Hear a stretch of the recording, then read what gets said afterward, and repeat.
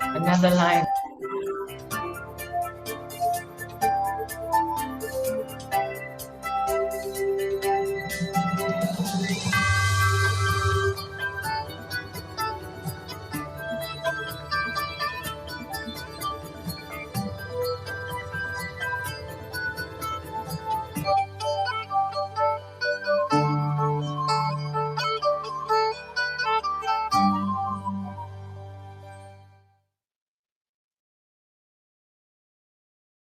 Tissue.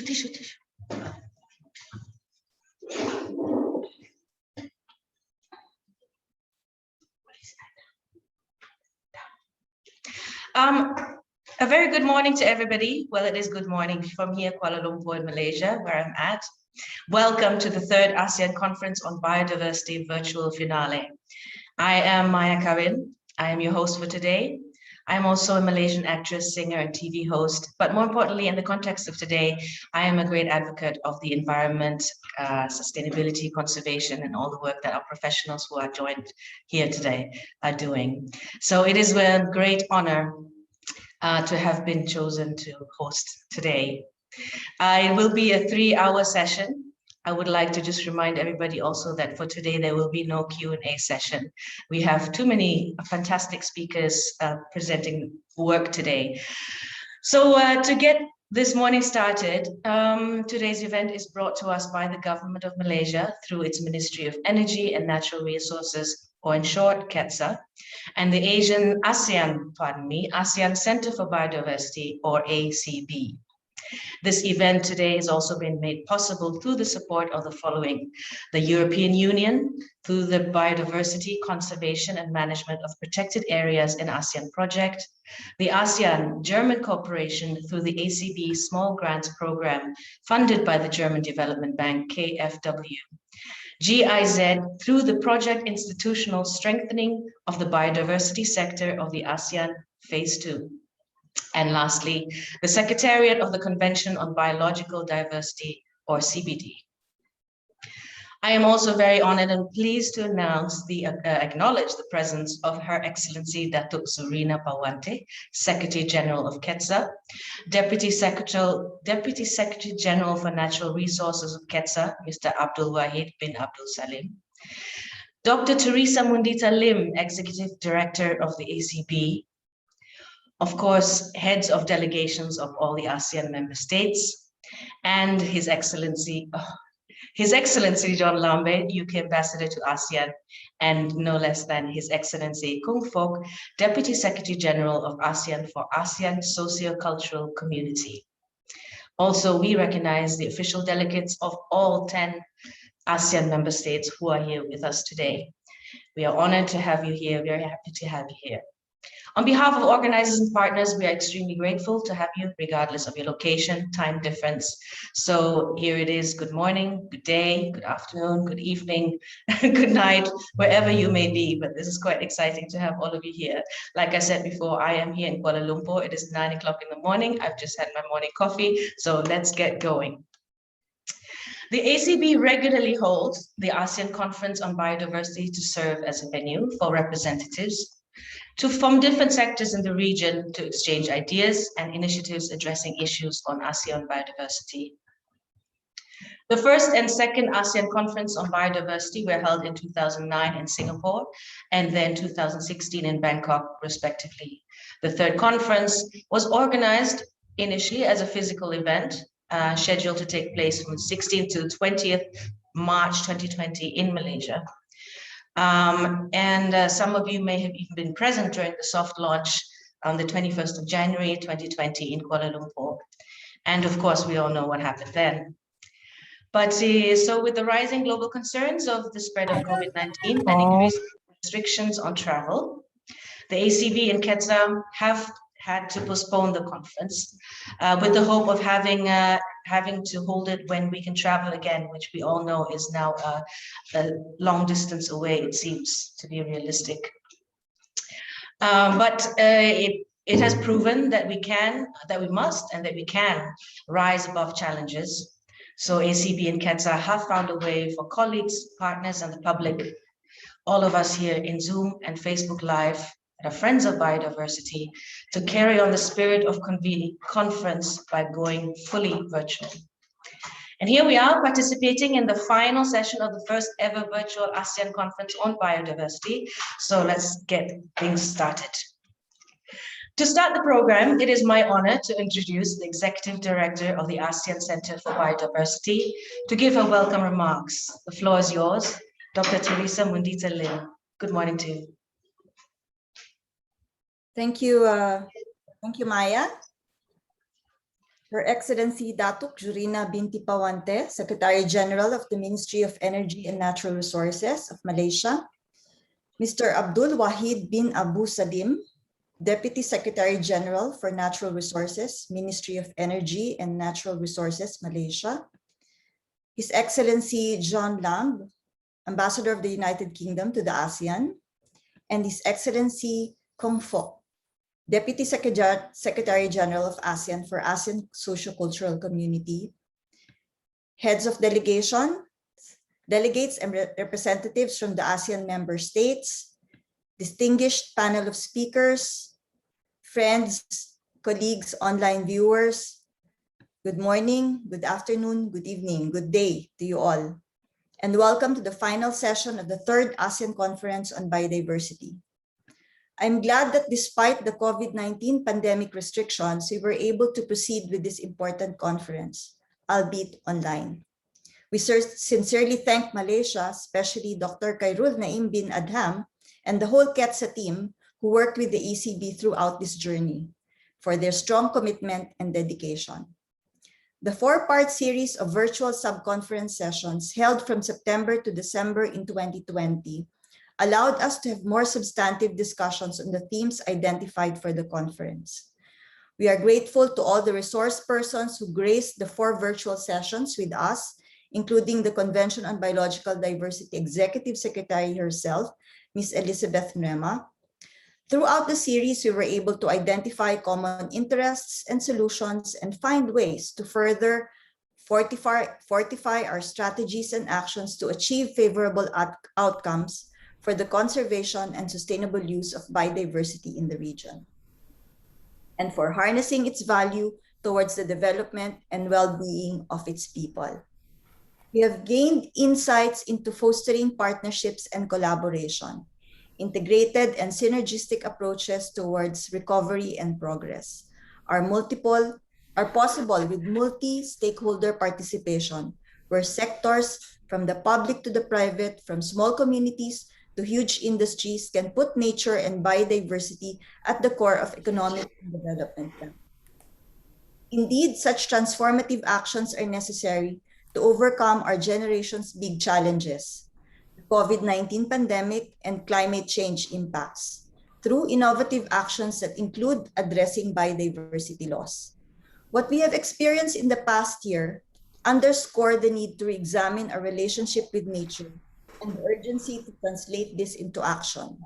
We hope that this virtual conference, including the related sessions we have organized preceding this event, will substantively contribute to the ongoing negotiations and discussions on the post-2020 Global Biodiversity Framework, so that it may align with our interests as a region to achieve the common objectives of protecting nature while enhancing the benefits we derive from it for the people of ASEAN, including towards our recovery as a region and for a more resilient future.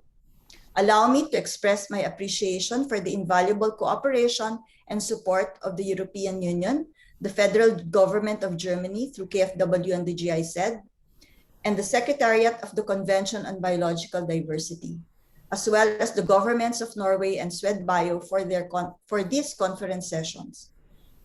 For the final virtual session, we have with us experts and representatives from the AMS and our development partners. We look forward to these productive and enriching discussions that accentuate how we can move as a whole of society in achieving our 2050 vision of living in harmony with nature. Indeed, an ASEAN that cares, prepares, and prospers is a region that is part of the solution. Together, we are ASEAN Biodiversity. Thank you very much and good day to everyone. Back to you, Maya.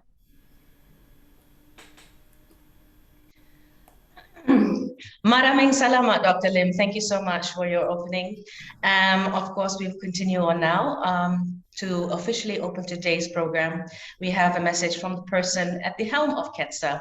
I'm honored to introduce the Minister of KeTSA, YB Dr. Sri Dr. Shamsul Anwar bin Haji Nasara.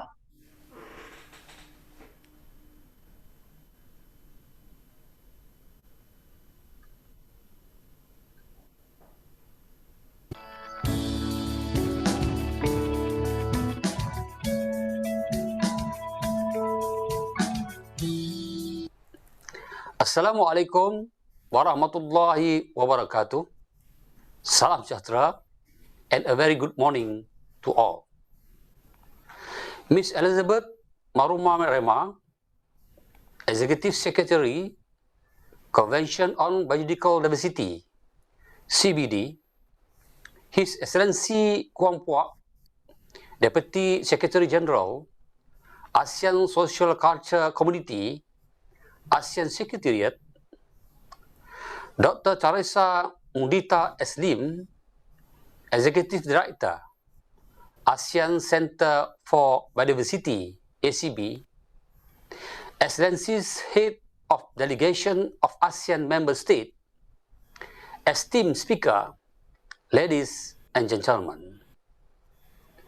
Firstly, it is my pleasure to welcome all of you to the ASEAN Conference for Biodiversity, or ACB 2021. We are fortunate to be able to hold this event through digital platform despite the limitation a visual event can offer. While the COVID-19 pandemic may cause uncertainties in our daily life, I believe that all of us are doing our level best to respond and adapt to this unprecedented time. We are in the midst of a global health crisis as the need to boost our biodiversity conservation in preventing pandemic becomes clear. Ladies and gentlemen, ASEAN region is blessed with rich biodiversity that provide life support system to us. We are completely dependent on healthy and vibrant ecosystem for our health, water, food, medicine, clothes, fuel, shelter, and energy, to name a few. Hence, the richness of our biodiversity must be effectively conserved, sustainably managed, and wisely utilized for our future generation. ACB 2021 is intended to provide a substantial regional input to strengthen ASEAN member state position toward the upcoming 15th meeting of the Conference of the Parties to the Convention on Biological Diversity to be held and this year in Kunming, China. ACB 2021 shall provide a platform in exchanging perspective on addressing biodiversity issues and initiative in the region to chart a transformative action in contributing the conservation and sustainable management of biodiversity. Ladies and gentlemen, Malaysia continues to make advances toward fulfilling its shared global commitment on protecting biodiversity, Malaysia has been taking comprehensive measures to ensure that the country's economic development did not come at undue sacrifice of its biodiversity. While focusing on economic growth and development, Malaysia has worked hard to ensure that economic development and biodiversity conservation go hand in hand. The National Policy on Biodiversity 2060 to 2025 provide the direction and framework for Malaysia to conserve its biodiversity and use it sustainably in the face of increasingly complex challenges now and in the future. Malaysia continues effort in sustainable management of biodiversity is also supported through various financial incentives, which include the National Conservation Trust Fund, NCTF, and Red Plus Finance Framework, RFF, to promote strategic partnership in various sectors. Ladies and gentlemen, in conclusion, I call upon the collective spirit and strength of all of you to conserve our precious biodiversity. I strongly believe that we are able to achieve the ultimate goal of all nations, living in harmony with nature by 2050. Let us ensure that our future generation will enjoy biodiversity and its benefit as much as we are now. Once again, thank you for setting aside your valuable time for this conference. With this remark, I now have the pleasure of declaring the ASEAN Conference for Biodiversity 2021 officially open. Thank you and have a productive session.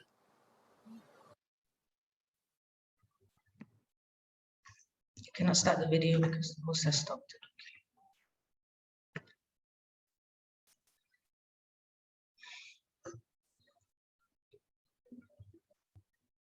Okay, done.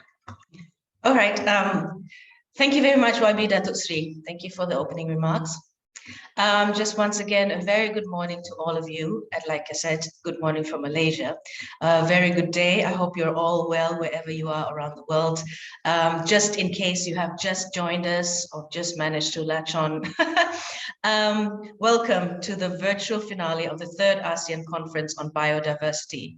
This event is organized by Malaysia's Ministry of Energy and Natural Resources, or KeTSA in short, and the ASEAN Centre for Biodiversity, or ACB. I have been mentioning that this event is the finale of the conference. This is because ACB and KeTSA have conducted 4 virtual sub-conference sessions from September to December last year. These sessions highlighted various topics that put in perspective the necessary actions to conserve biodiversity and attain sustainable development within ASEAN. As a refresher, here's a creative throwback presentation for all of us to look back on the highlights, summarized from the discussions in those sessions last year. Let's have a look.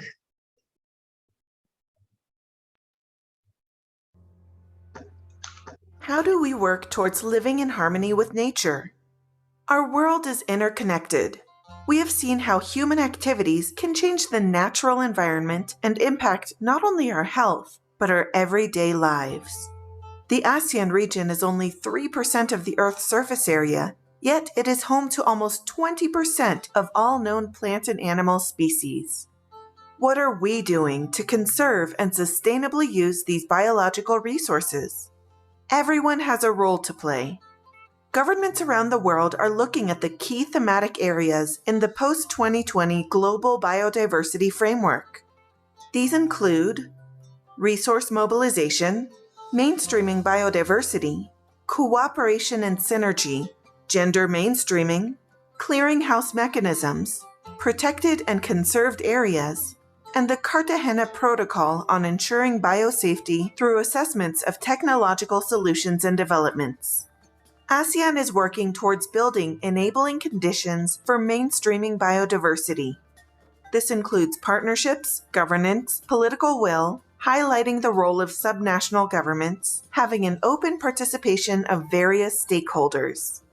The ASEAN leaders have created a blueprint containing the commitments and support for ensuring that the rich biodiversity in the region is conserved and sustainably managed towards enhancing social, economic, and environmental well-being. How can sectors integrate sustainability measures to contribute to biodiversity conservation? COVID-19 has become a wake-up call from nature. It made people understand better the linkages between nature and human health, and has inspired discussions on how nature-based solutions can be integrated into pandemic recovery efforts. We must bring biodiversity conservation and ecosystem services and values into the planning and programming of sectors, such as finance, climate, health, and economy.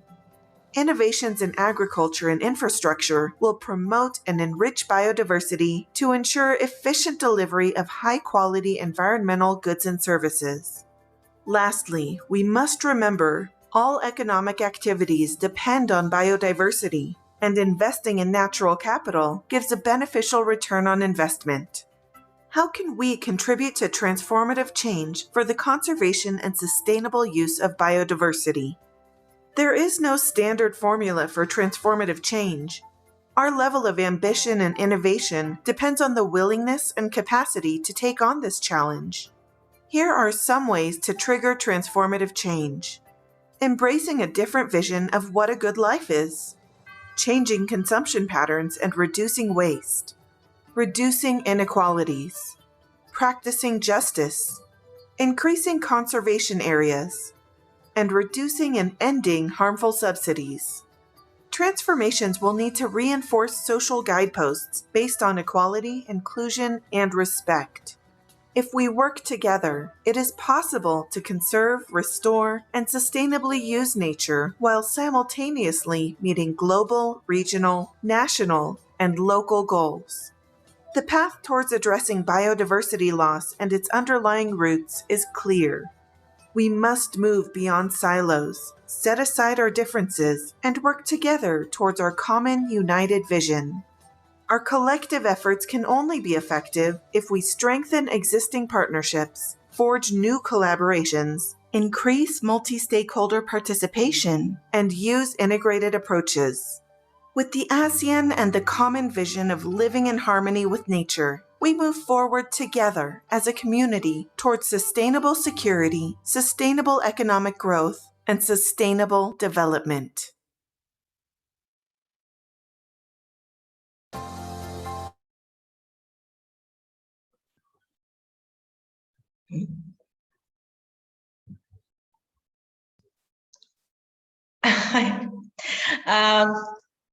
I'm sorry for the delay.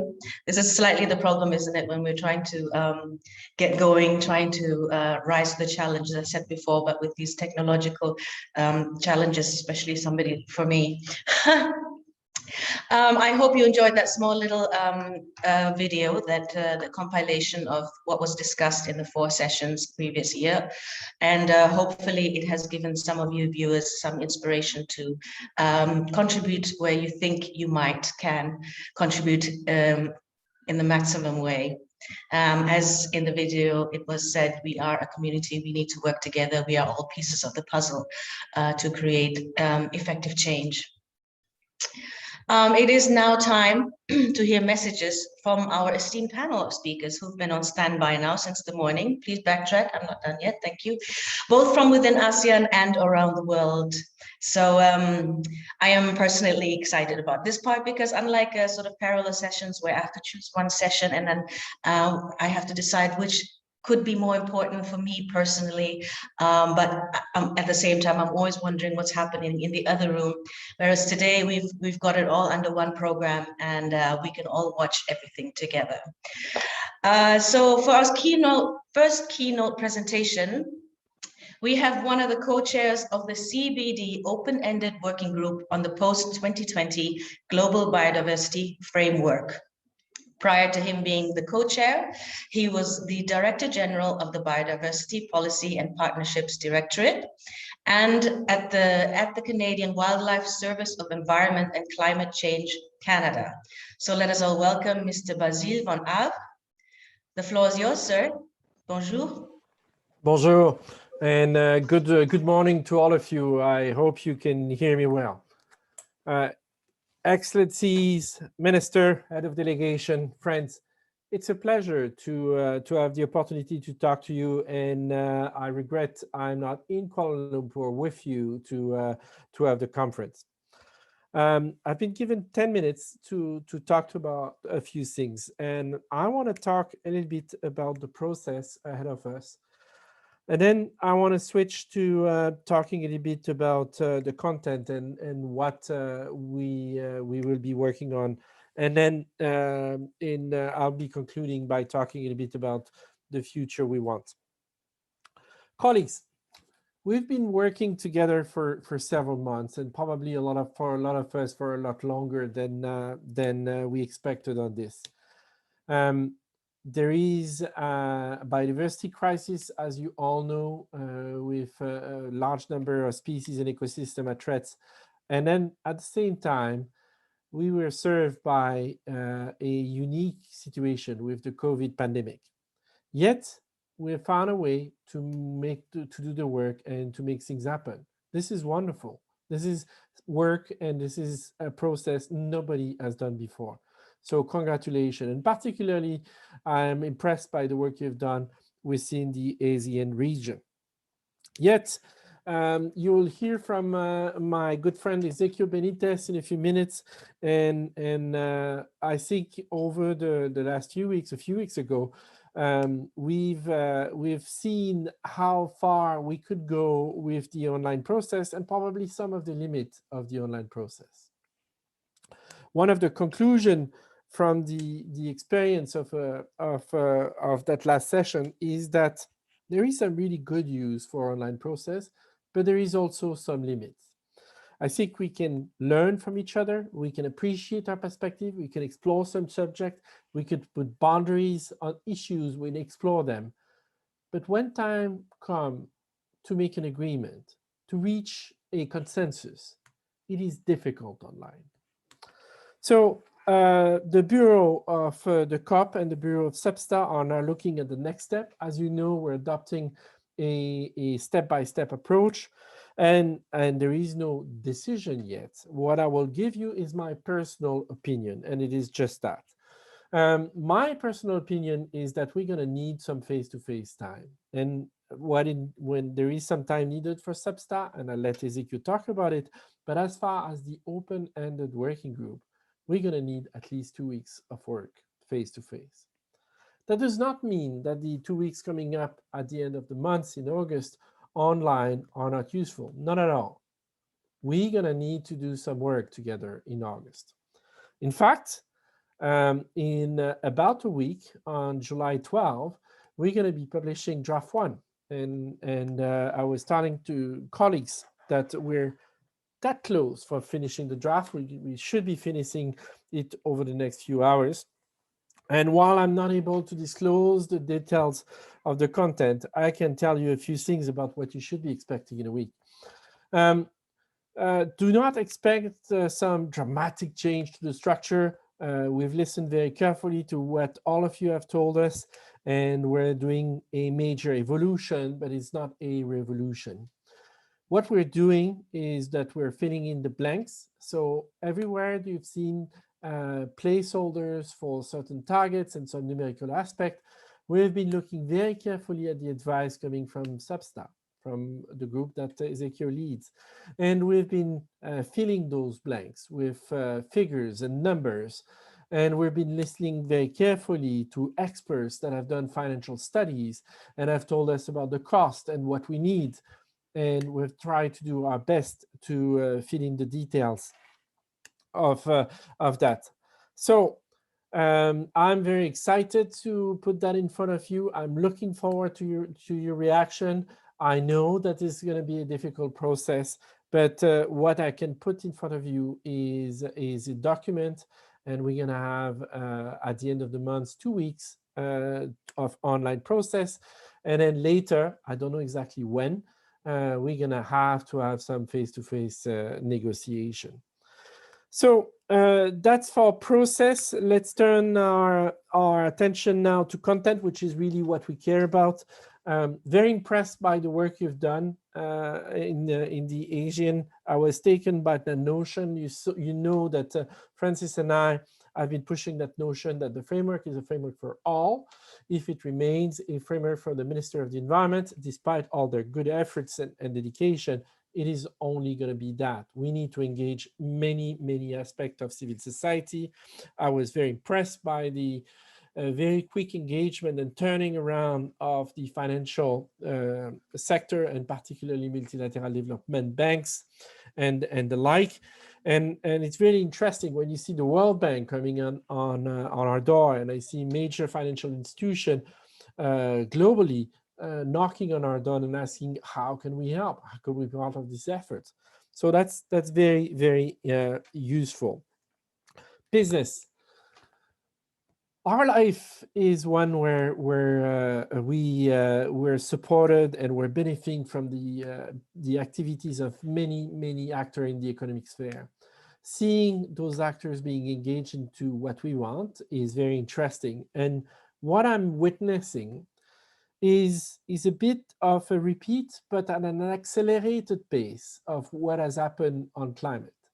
You've seen those coalition on climates turning around and looking at their risk exposure and really looking at their portfolio of investment and seeing how can they face tomorrow in a way that would benefit us all.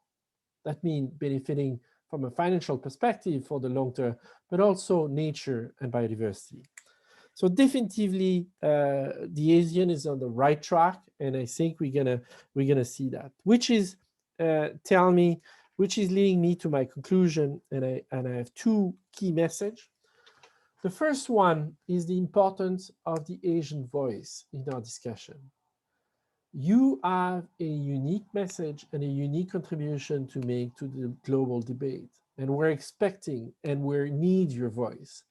I encourage you to be forceful, to be blunt, and to express yourself and give your message and contribute to that global solution. I know it's not easy. I know that the circumstances are making the participation, particularly of Asia, difficult given time schedule. But count on Francis and I to make everything we can to make your voice heard.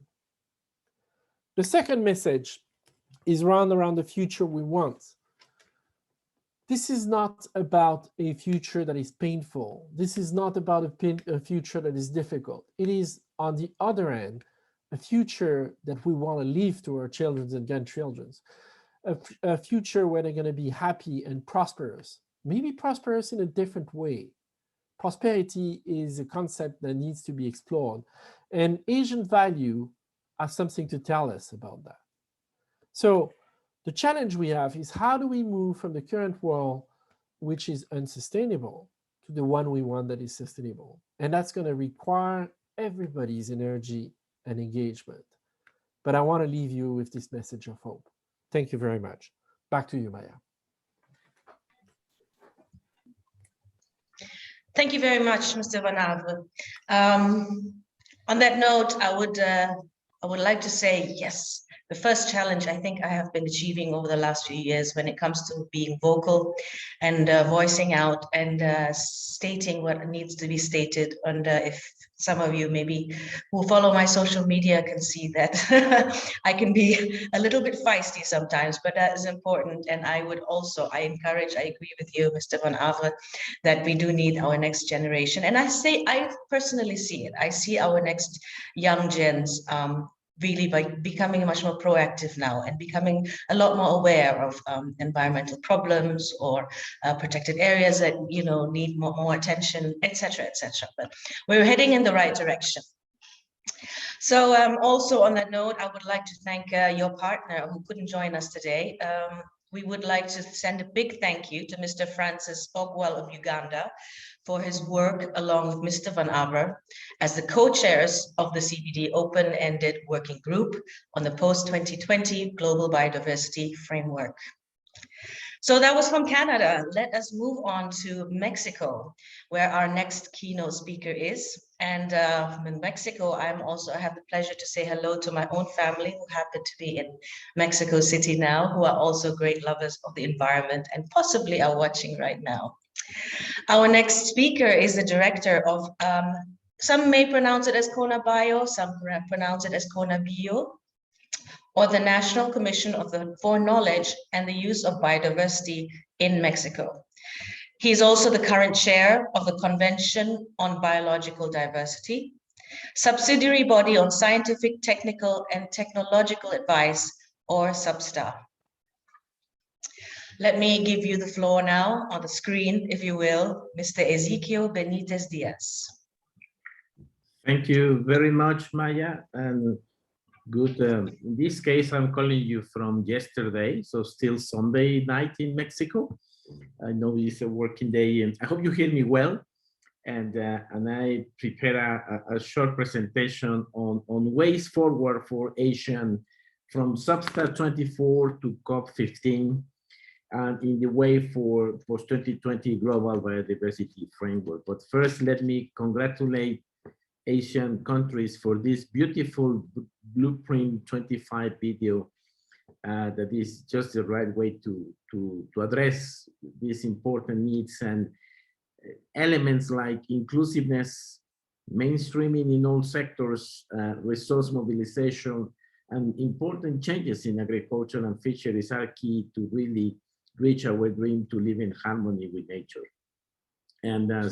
And also the presentation from Basil just before me, and the importance to be, all of us to be ready for next July 12th to see draft one. If we move to the next slide, please. I would like to start by saying that from May 3rd to June 9 this year, we had the first virtual phase of SubStar 24. It was successfully carried during 6 weeks of technical and scientific negotiations.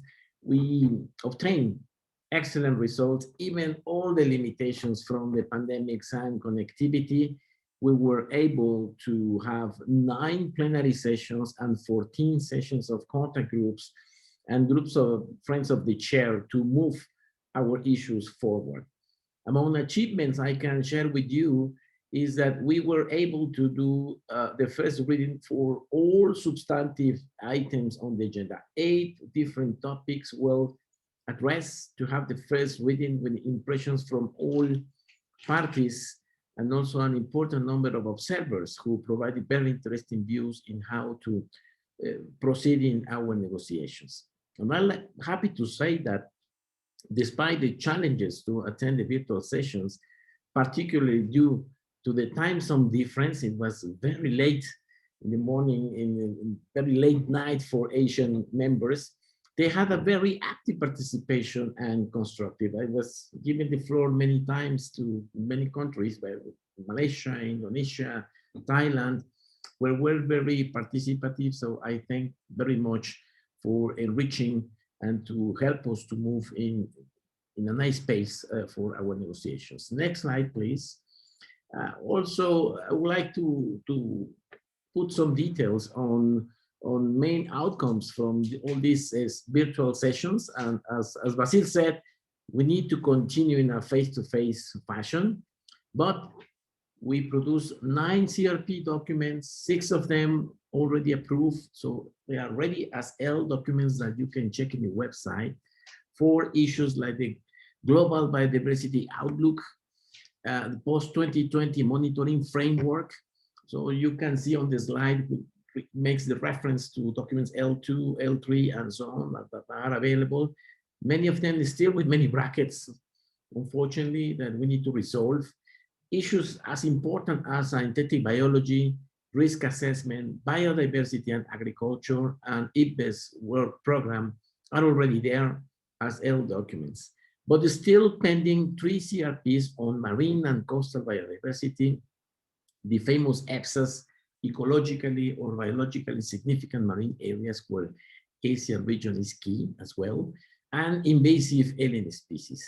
Still to be developed an important document on biodiversity and health based on unknown papers and a contact group that still that is going to continue doing its job, and moreover, in the face of the pandemic that we are facing worldwide. Next slide, please. But in connection with what Basil just mentioned, we're happy to say that in addition to document add to Rep 1 in this topic, SBSTA also provide good advice to co-chairs of the open-ended working group for development of post-2020 global biodiversity framework with an analysis of the goals, targets, and components based on the zero draft, but also as well on elements, on indicators for the preparation of draft 1 that everybody is expecting to see in July 12th. Next slide, please. Of course, as a mega-diverse region, ASEAN parties may be interested in some consideration about the post-2020 global biodiversity framework. Look for a structure that hopefully be simple and objectives aligned to goals and indicators to see the ambition of goals, how close are with this beautiful blueprint 2025 that you just present. Components by ecosystems and ecosystem services, species and genetic diversity. The coverage of the three objectives of the convention is conservation is important, but also as a range countries region, sustainable use is important in developing countries and particularly in mega-diverse regions. So how can we ensure a rational and sustainable use of our magnificent biodiversity as an important way to maintain livelihoods and to help conservation and also in benefit sharing, but not only for genetic resources, for biodiversity in general. So we need to work for a more inclusive and just planet. Headline indicators for the monitoring framework, still a duty for SBSTA that we will continue working on. Participatory processes and strengthening national capacities for compilation of data and information on indicators that we need to provide at national level to link with regional goals and also how are contributing to achieve global targets. And resources, national and international, for international cooperation to achieve this important framework for the next decade. Next slide, please.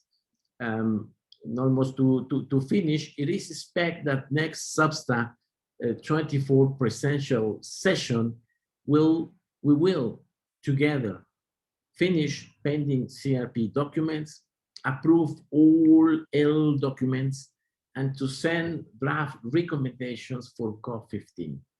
Still many brackets, hoping to reach agreements to delete them in a face-to-face meeting, mainly those on technical and scientific components, which is the main goal for SBSTA. And fortunately, Switzerland kindly has offered to host the face-to-face meeting in SBSTA 24 and SBI 3 and part of open-ended working group in Geneva early in January from 17 to 28. So we're still in conversations to see what can be the best arrangement to close the cycle with this face-to-face meeting and to be ready for COP15 and the adoption of the new post-2020 global biodiversity framework. Next slide, please. So with this, I'd like to give you thanks for inviting me to participate in this important conference. Thank you very much. Muchas gracias. Terima kasih. Salamat. Kopun kap. And I cannot pronounce more languages on this very rich and beautiful region. Thank you so much. Muchas gracias, Mr. Diaz. Now moving on, and as the pandemic has been mentioned again and again, of course, for all countries, plans to recover from the pandemic are almost is part of daily news, isn't it? And every nation has a different approach on how to get back up after being hit by this global challenge. But we would like to know now, we would like to understand better, how is ASEAN as a region planning to get back on its feet, especially in the context of addressing biodiversity challenges? So to give us a picture of ASEAN recovery plans, we are honored to have the Deputy Secretary General of ASEAN for the ASEAN Socio-Cultural Community. Esteemed guests, this morning, let us welcome His Excellency Kung Fok. Good morning, sir. Good morning. Thank you very much, Ms. Kaya. Dr. Shamsul Anwar bin Haji, the SARA Minister of Energies and Natural Resources of Malaysia, distinguished colleagues, good evening, good morning to all colleagues joining this meeting from different parts of the world.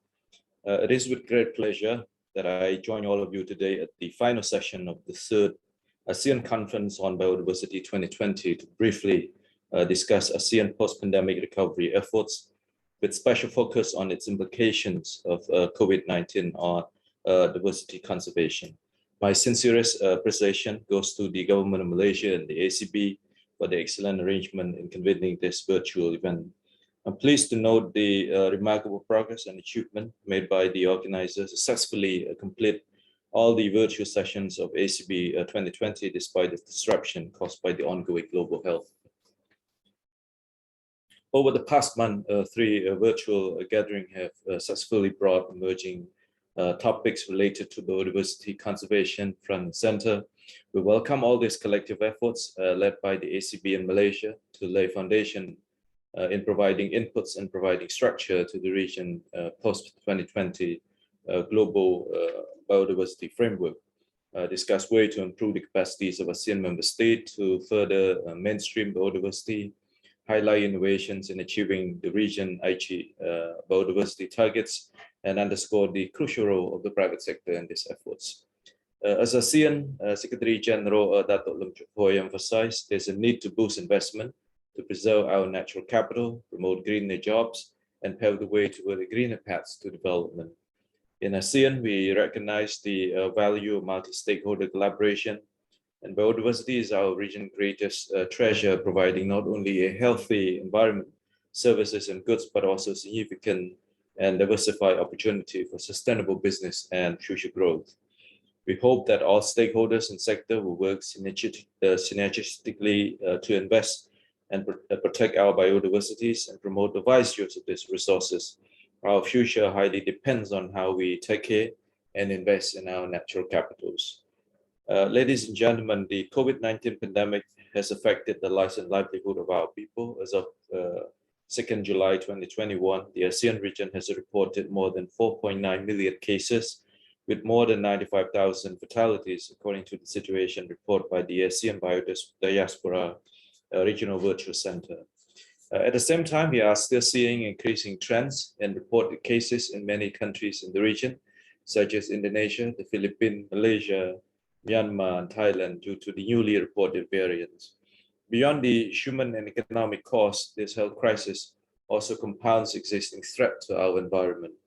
A glaring example would be the massive increase in plastic waste generated due to the rising popularity of online deliveries. After this, higher volumes of face masks, face shield, hand gloves, and that are disposed during this period, on average, around 3.4 billion single-use face masks and shields are discarded per day. A similar study estimates that we generate around 1.6 million tons of plastic waste every day during this pandemic. This, unfortunately, may end up polluting our protected forests, rivers, and ocean, and ultimately affect our rich biodiversities. Experts have also recognized the clear link between biodiversity loss and emerging future pandemics. The 2020 report of the Intergovernmental Science Policy Platform on Biodiversity and Ecosystem Services suggests that stronger and more frequent spread of pathogen may occur if humans continue to disrupt ecosystems and add burden to the environment. We need a more holistic approach in our recovery efforts and use this opportunity to re-examine our action in protecting ASEAN rich biodiversity assets. Realizing this need, ASEAN has adopted the ASEAN Comprehensive Recovery Framework, which serves as a consolidated strategy for ASEAN to emerge to be more resilient and stronger from the COVID-19 crisis, giving due consideration to the hardest hit sector and vulnerable groups.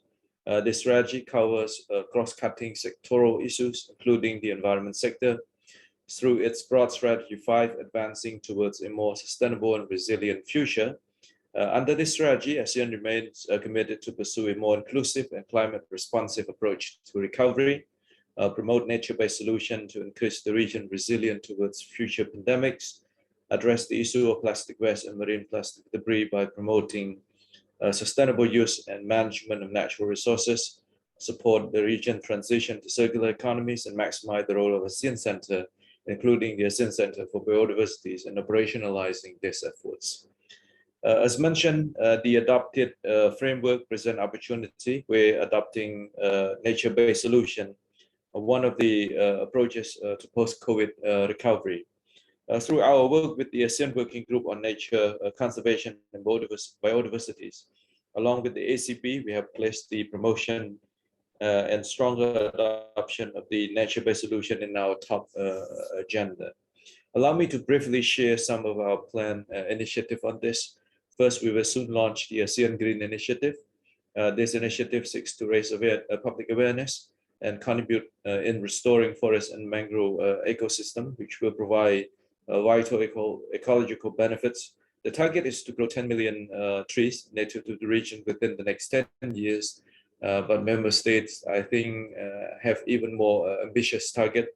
Some are looking at hundreds of millions of trees in the next 2 or 3 years, and some even set a higher target. But hopefully, through this initiative, we can have more trees, which is, an important reserve to capture all of this greenhouse gas emissions and all that. Ultimately, we hope that through this action, we can contribute in halting biodiversity loss, reversing land degradation, and enhancing climate resilience of local communities. We are also keen on convening a high-level meeting on biodiversity and wildlife conservation to further enhance regional commitment to adopt a multi-sectoral approach in line with the Global One Health agenda in improving our conservation efforts and strengthening the region preparedness to deal with future pandemics.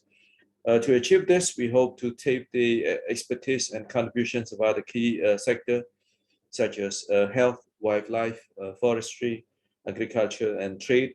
We shall work closely with our partner around ASEAN, as well as get the support of our development partner in this endeavor. There's also a need to further strengthen our action on marine and coastal biodiversity protection. Mindful of the transboundary nature and impact of the issues on marine pollution, ASEAN has already spearheaded this, especially on marine plastic pollution. To complement this, it is high time for us to expand our work in effectively managing marine protected areas in the region by supporting the development of more ASEAN heritage parks or strengthening the capacities of local community to protect ecologically important coastal and marine areas.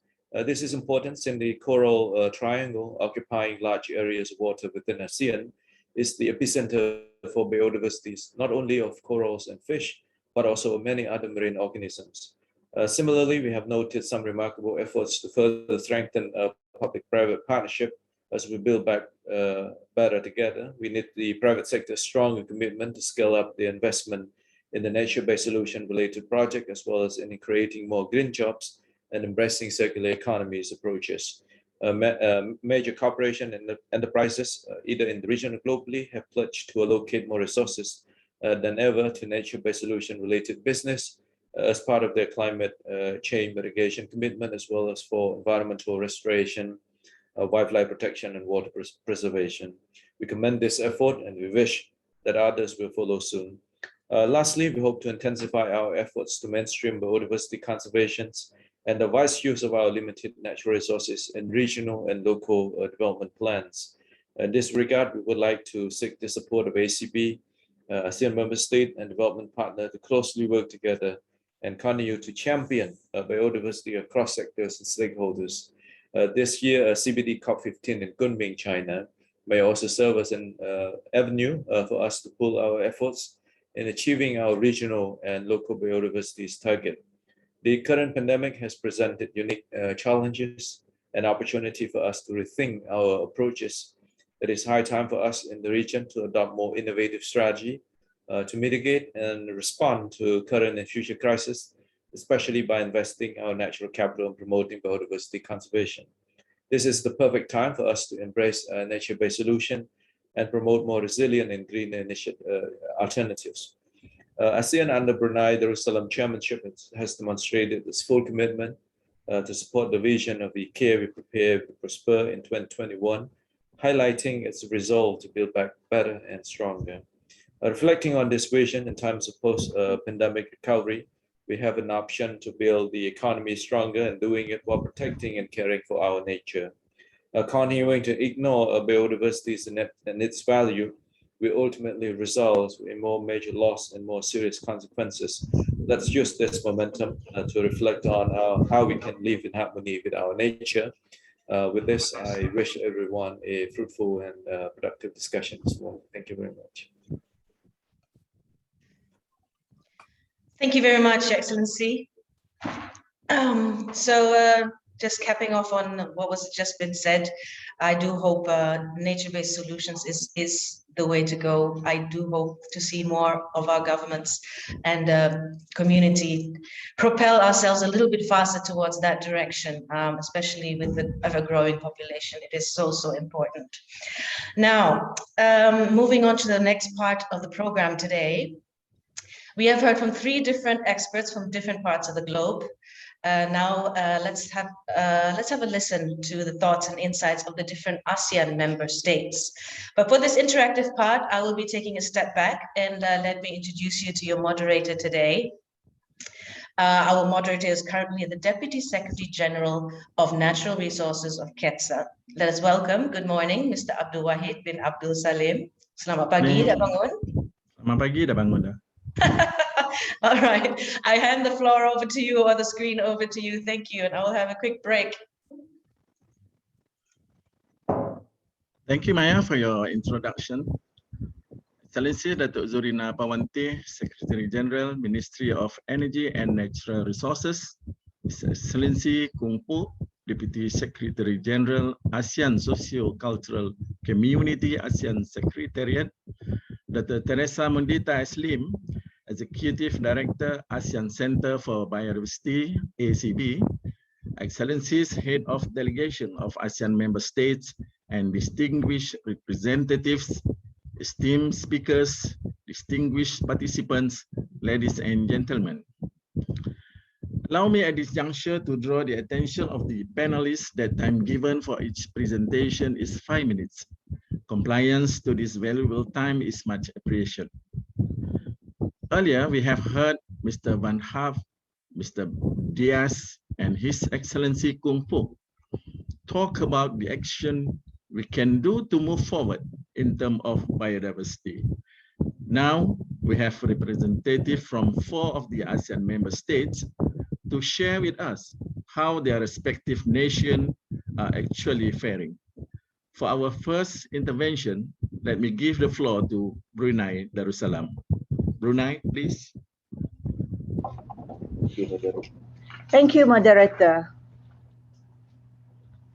Bismillahirrahmanirrahim. Your Honorable Minister of Energy and Natural Resources, Malaysia, ASEAN Centre for Biodiversity, Executive Director, Convention on Biological Diversity, Executive Secretary, Moderator, Speakers, fellow ASEAN Head of Delegates, ladies and gentlemen. Assalamualaikum warahmatullahi wabarakatuh, and good morning, everyone. First and foremost, I would like to congratulate Malaysia for hosting this event and for allowing Brunei Darussalam to share some insights on biodiversity. We are very fortunate to hear from our keynote speakers on their valuable knowledge and experience. Indeed, the topics presented are relevant to the current situation related to biodiversity management that we are facing today. With the changing climate and developmental pressures, our country, Brunei Darussalam, and the rest of the world communities have been experiencing adverse impacts which are detrimental to our socio-economy, environment, and biodiversity. The COVID-19 pandemic further heightens these impacts. Apart from strict rules and regulations that we put in place by the authority as a means for combating the pandemic, other alternative means that are nature friendly for the long term should be explored as well. We would like to reiterate, as mentioned by Deputy Secretary General of ASEAN for ASEAN Socio-Cultural Community, nature-based solutions have been gaining recent attention as effective solutions to address important global challenges. NBS, as defined by IUCN, refers to action to protect, sustainable, manage, and restore natural or modified ecosystems that addresses societal challenges effectively and adaptively, simultaneously providing human well-being and biodiversity benefits. There are several examples of NBS, such as protecting and restoring forests for carbon sink, soil and water protection during intense rainfall, restoring wetlands such as the peat swamp forests to reduce flooding, and managing watershed areas for clean water. Nature-based solutions should also be part of the approach in strategic planning, be it for environmental and socio-economic purposes. It should be at the core of our effort to further enhance the resilience to face future challenges for food security, health, economic growth, and for the future of our biodiversity. Ladies and gentlemen, for better management of our forests and biodiversity, research initiatives are imperative to understand on how our forests and biodiversity function in an ecosystem. Through the understanding of how they function, then we are only able to properly strategically plan and manage our biodiversity.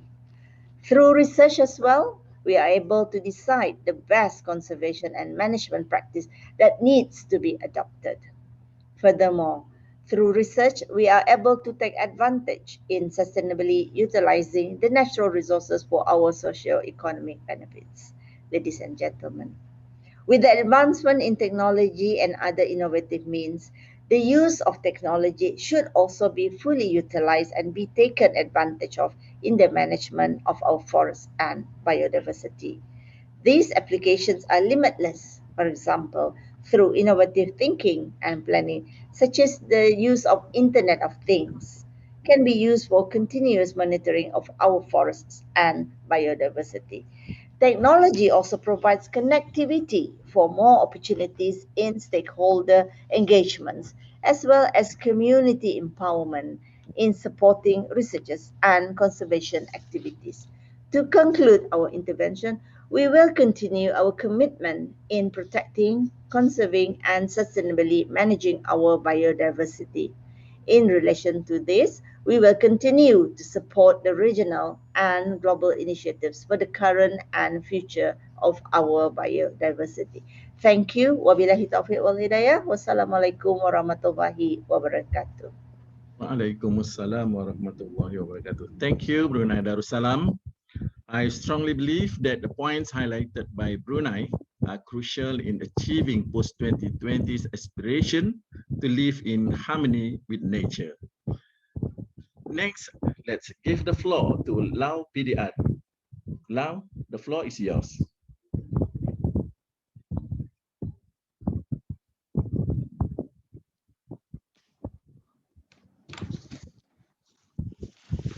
Yeah. Very good morning, everyone. Kitting from Vientiane, Lao PDR. First, I would like to thanks to Malaysian government and especially Ministry of Energy and Natural Resources, and also the ACB for organizing this important meeting. So allow me to start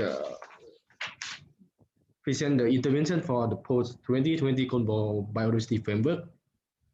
As what our Minister the Honorable former Somas Ponsena of the Ministry of Natural Resources and Environment mentioned during the UN's summit on the biodiversity September 2020, Lao PDA attract the great importance to the protection of biodiversity, especially as it is an important component towards achieving the country effort towards poverty alleviation. The country is working towards attaining a significant forest cover in the near future in such a manner that it will help CBD party achieve the potential target 2 of the post-2020 Global Biodiversity framework, whereby well-connected and effective system of protected area and other effective area-based conservation measures are established and maintained for the next 30 years until 2050. This can be done not only through a significant increase in technical assistance to Lao PDR and other least developed and developing country party, but also through a clear provision of new additional financial resource, including through the CBD financial mechanism as well as other resources that will be mobilized for this purpose. Also mentioned by our minister during the UN Biodiversity Summit is Lao PR effort in promoting public awareness and community involvement in protecting biodiversity. These achievements align with the potential target 20 in the post-2020 global biodiversity framework, whereby 2030 there should be realized equitable participation in decision making related to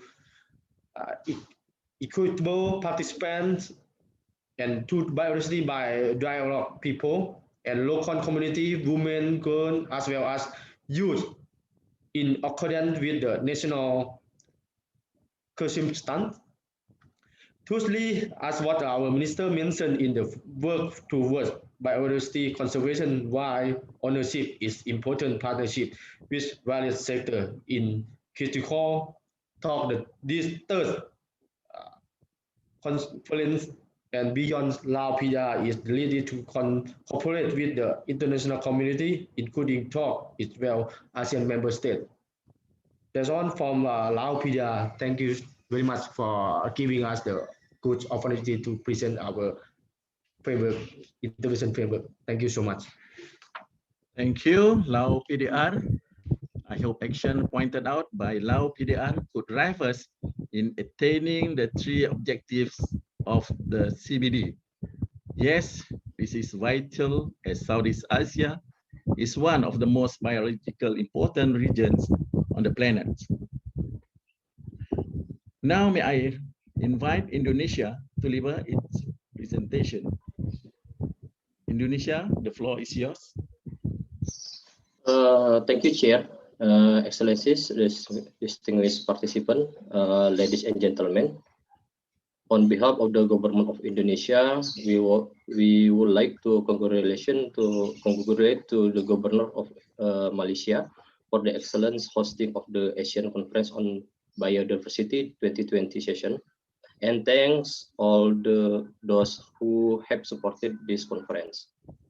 The world is currently experiencing a difficult time due to the COVID-19 pandemic, which has claimed many lives and affected social and economic global conditions. We believe that the solution of the pandemic recovery lies in nature, and we are part of the solution. Perhaps in the future, there will be other emerging infectious diseases that we must anticipate because the ecological balance has been disturbed. We support the regional and global joint efforts to meet this global challenge. Indonesia is of the few that mainstreaming biodiversity into sustainable development planning across sectors, whether government, private, business, or community, can be one of the keys to suppressing disturbance to the ecosystem balance, including increasing the participation of youth and women.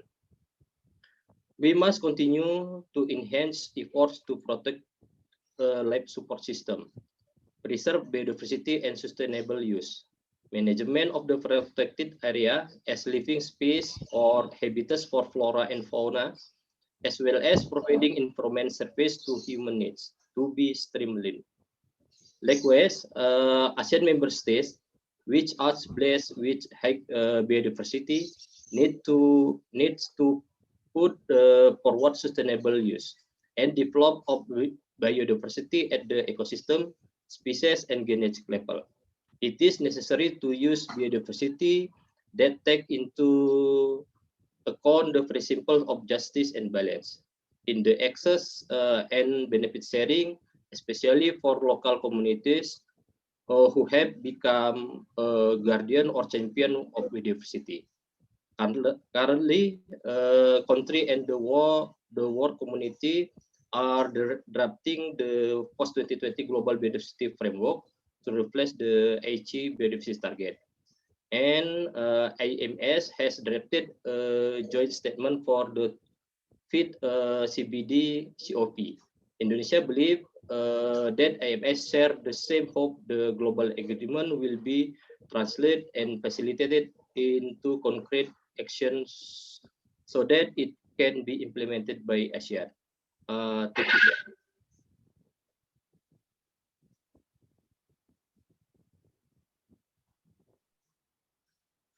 Thank you, Chair.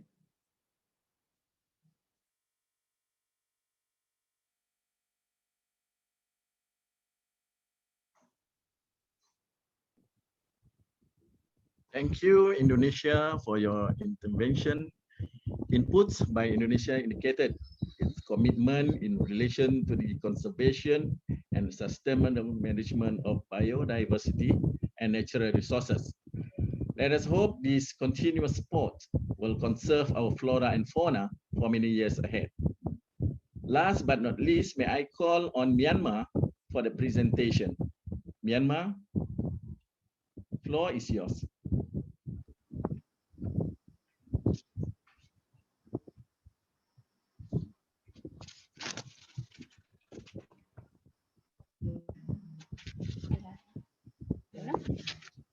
Thank you, Mr. Chair. Distinguished delegates, ladies and gentlemen, warm greetings from Myanmar. So in light of rapid decline of biodiversity, human and planetary health at risk, we agree that a strong, ambitious, realistic, and achievable post-2020 global biodiversity framework is needed.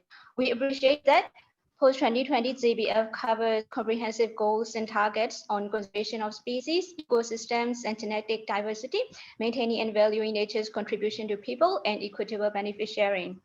We are generally supportive of the inclusion of nature-based solutions in the framework. We also like to mention that guidance on using the NBS, for example, the best practices will be needed to increase the skill and impact of this approach and avoid unanticipated outcomes and misuse.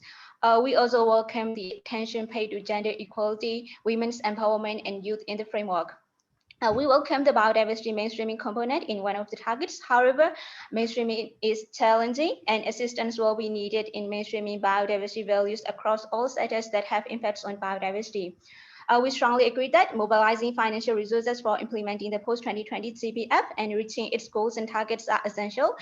As such, we strongly support one of the Philippines' interventions during Substar 24 virtual sessions on biodiversity and health that preponderant focus of the budget on post-pandemic recovery efforts should not jeopardize the need for continuing funds to biodiversity conservation. It's very encouraging to see that implementation support mechanisms for reporting, monitoring framework, and 3 groups of indicators are considered in the post-2020 GBF to ensure effective implementation. We understand that national biodiversity strategies and action plans and reserves will continue to be the primary tool for national planning and implementation, and reserves that are inactive after 2020 will need to be updated once the post-2020 GBF is adapted to be in line with newly adapted goals and targets.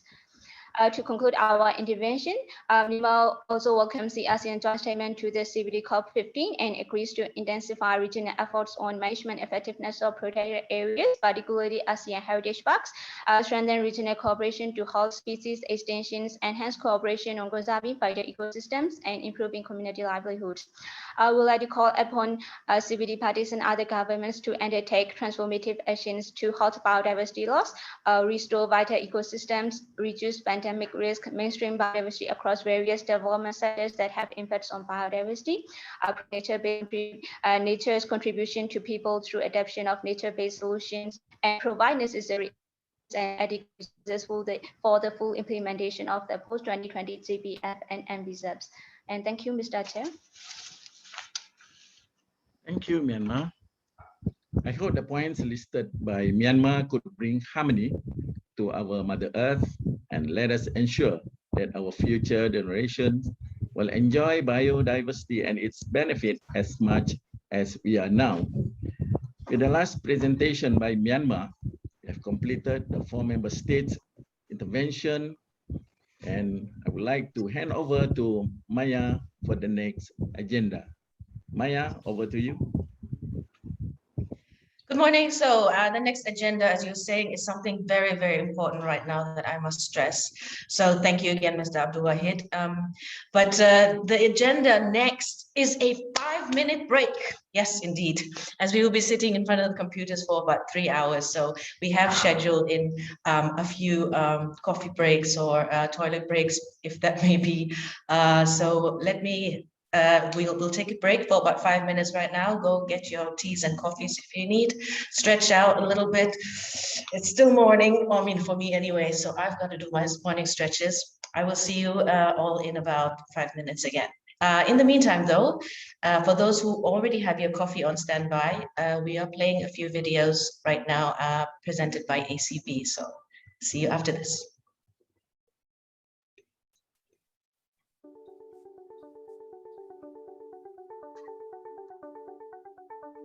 ASEAN is a treasure trove of ecological and cultural diversity. While the region is home to a great variety of ecosystems and species, it is also rich in terms of genetic diversity. The sustainable use of biodiversity and ecosystem services in ASEAN is not only key to human development, but is also of vital importance to economic development. Regeneration of green space, forest restoration, improved resilience, as well as support for carbon sequestration and environmental quality are therefore essential. In response, the nationally determined contributions of a majority of ASEAN member states are prioritizing the increase of their forest cover.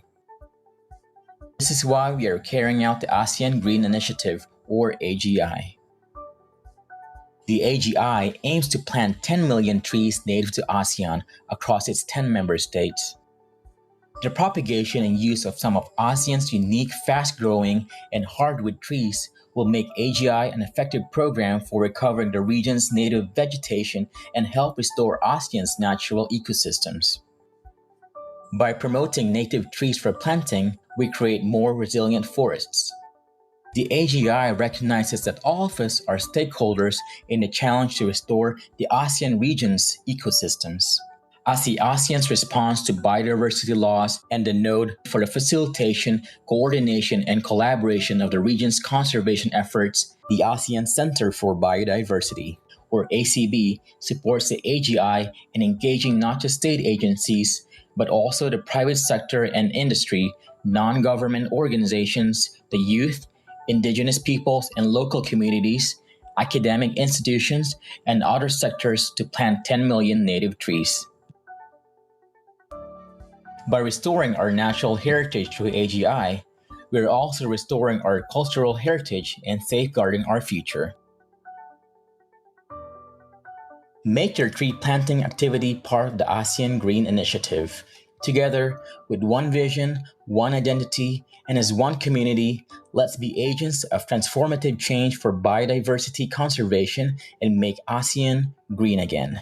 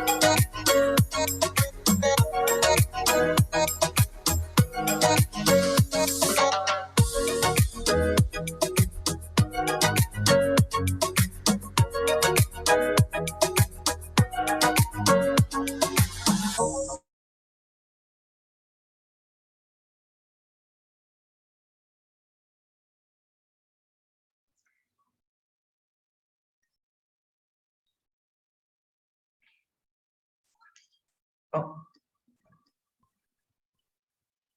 Okay. Ding, ding, ding, ding. Class is adjourned. Oh, right. No, break is adjourned.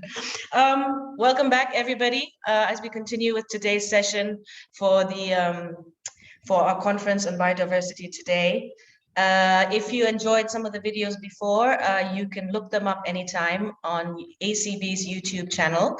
ACB has been creating wonderful videos, digital videos, so do check it out in your free time.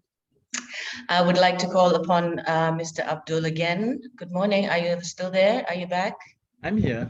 Ah, there you are. So, okay, wonderful. Please take over again to continue the program from just now. Thank you, Maya. Welcome back from our short break. Now let's move to the next session of the conference. After hearing from the ASEAN member states, let us share views from representatives of different sectors. We are fortunate to have with us representatives from 5 different but equally important sectors: the indigenous people and local communities, women, the private sector, civil society organization, and the youth. First, let us hear from the representative for the indigenous peoples and local communities. Sir, the floor is yours.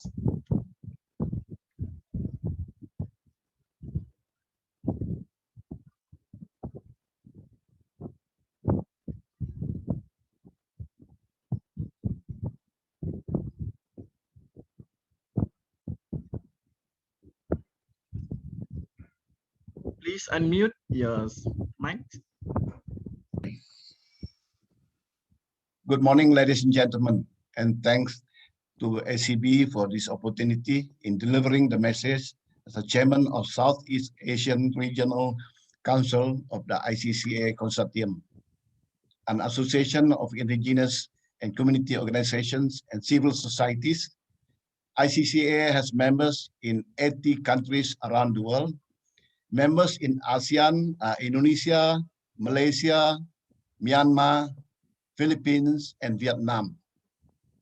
The indigenous people and local communities, IPLC, play an outsized and sustaining the health of planet. They play an outsized role.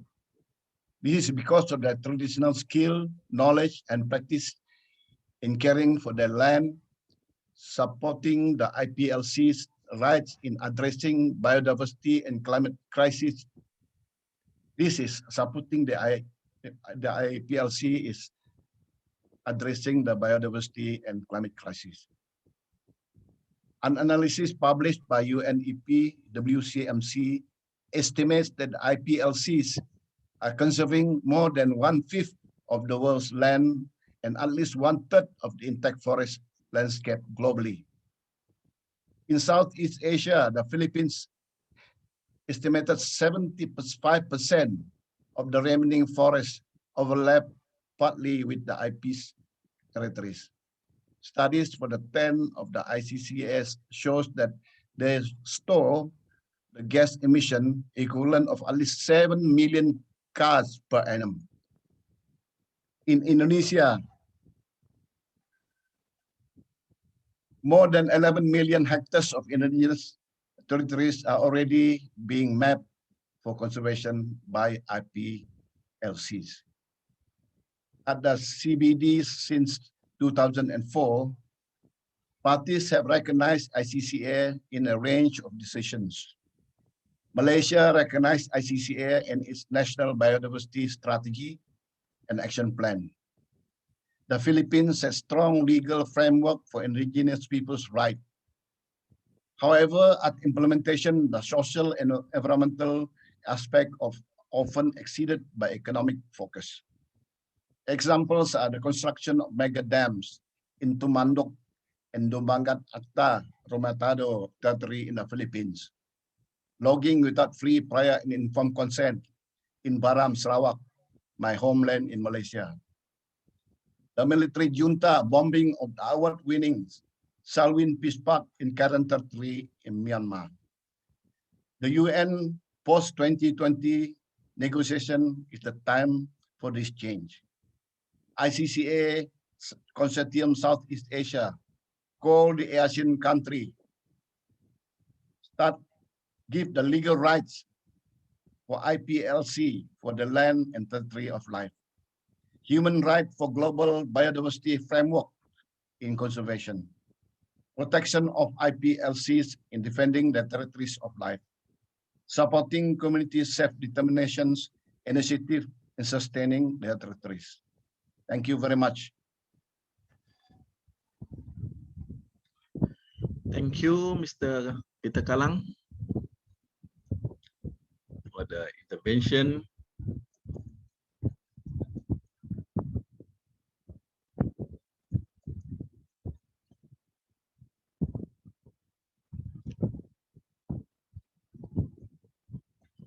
You highlighted that indigenous peoples and local communities are central in conservation and biodiversity. Indeed, we need support and active involvement of the indigenous people and local communities to sustain our efforts to conserve biodiversity. Okay, for our next intervention, let us welcome the representative for women, Ms. Rodora May Sumari Raras. Hello, Ms. good morning, Rodora, everyone. the floor is yours. Hi, good morning, distinguished speakers and guests.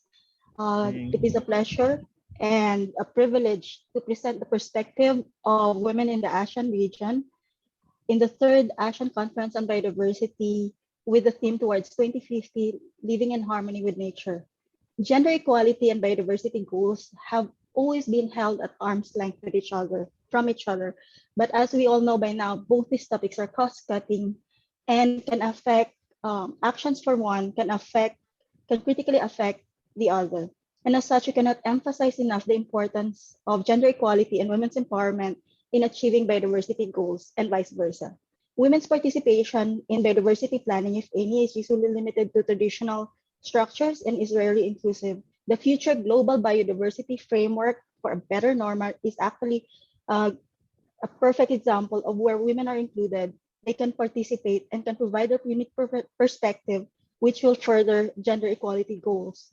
As practitioners, we have to actively engage women and other genders at all levels of our society in our processes. Yes, there have been significant gains for gender equality and women's empowerment in various aspects in the region. However, women's roles as stewards of an environment and their contributions to biodiversity conservation and protection still goes largely unnoticed.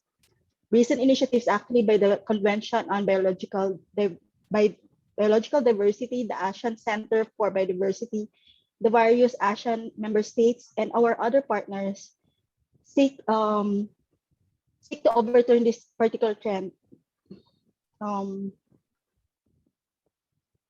They have committed to build the understanding and capacity to address gender issues among biodiversity policymakers and other stakeholders. As well, gender equality advocates are enjoined to be more familiar with biodiversity issues and how this would affect the genders differently. CBD, in partnership with UNEP, ACB, and GIZ, for example, launched a training workshop on gender and biodiversity just this year, which was designed to deepen the understanding of the linkages between these two topics and the practitioners.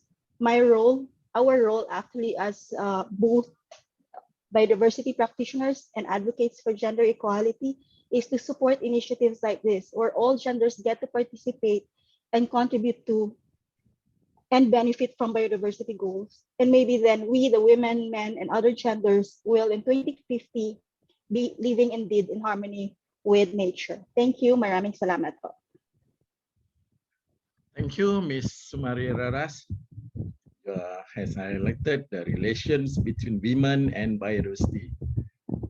Yes, we believe the recognition and involvement of women as key stakeholders in biodiversity conservation at all levels is a vital element to improving national decision-making processes. Next, we will be listening from a representative of the private sector. I would like to welcome Mr. Said Mohazri for the presentation. Mr. Said, the floor is yours. Thank you, Chair. Assalamualaikum and a very good morning. I am Said Mohazri bin Said Hazari, Deputy Head at DHI Water and Environment, a consultancy organization based in Malaysia. I thank the ACB and KeTSA for the invitation to provide an intervention message representing the perspective of the private sector in the ASEAN region at today's final session. We stand in solidarity with all parties and stakeholders during this very difficult time when the world is continuing its fight against the COVID-19 pandemic. Today's intervention is based on our reflection and experience participating in the post-2020 GBF process as an observer, particularly on the recently concluded Substar 24 and SBI 3 meetings. I come to you with three main observations. One, the private sector community, especially within the ASEAN region, has a critical role to play in policymaking related to biodiversity conservation, not only at the national and regional levels, but also in the global arena. Governments must acknowledge that this role goes beyond financial contributions. Although the participation from the private sector community, especially from the ASEAN region, in the post-2020 GBF process remains low, the community's momentum and aspiration to change is at its highest point. Two, the role and full participation of private sector in mainstreaming is paramount. Mainstreaming of biodiversity is an evidence-based effort that demands scientific and technical inputs. We must acknowledge that there is no one formula that fits all companies, and biodiversity actions will need to be tailored to fit specific needs.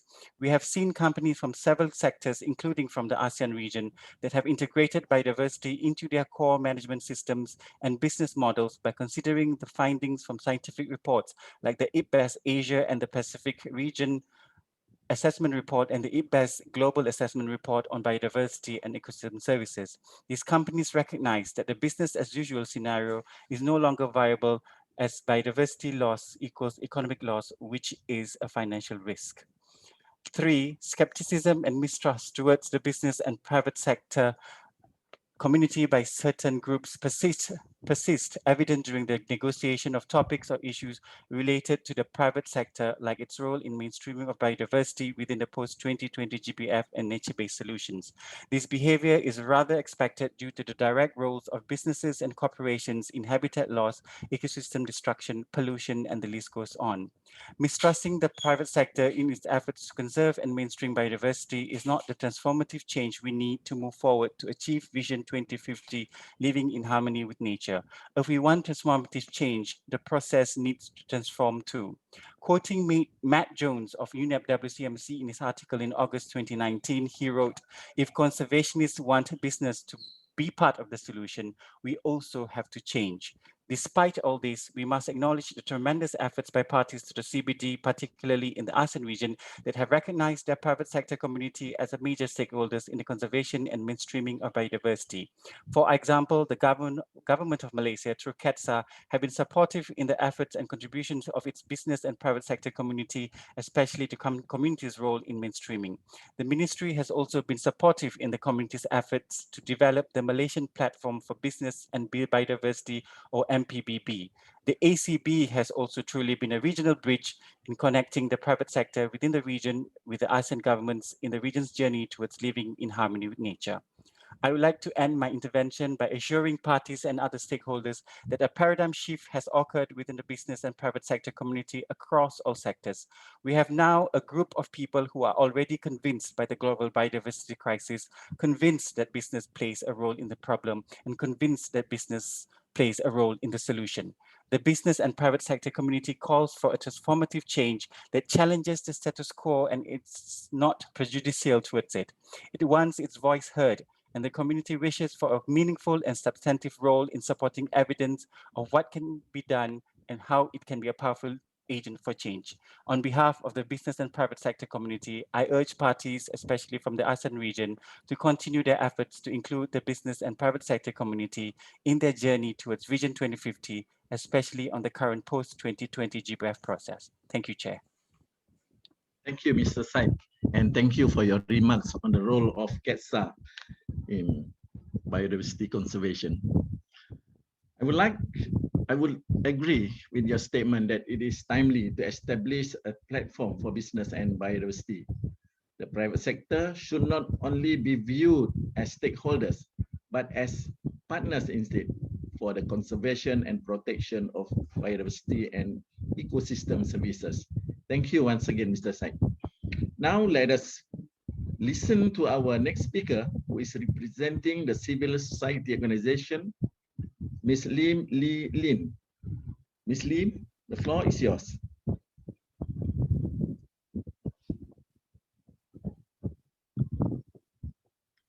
Thank you and good day to all. I'm making this statement on behalf of Third World Network, an NGO based in Malaysia. The ASEAN region is blessed with rich biological and cultural diversity. Our many peoples and cultures, and this includes indigenous peoples and local communities, make us who we are. Our diversity is our strength. The Convention on Biological Diversity's 3 objectives are inextricably linked. Its biodiversity conservation objective cannot be achieved without the other 2, the sustainable use of its components and the fair and equitable sharing of benefits. Real and genuine solutions to the biodiversity crisis are in the hands and knowledge of indigenous peoples, small-scale farmers, fisherfolk, and local communities who are the custodians of our biodiversity.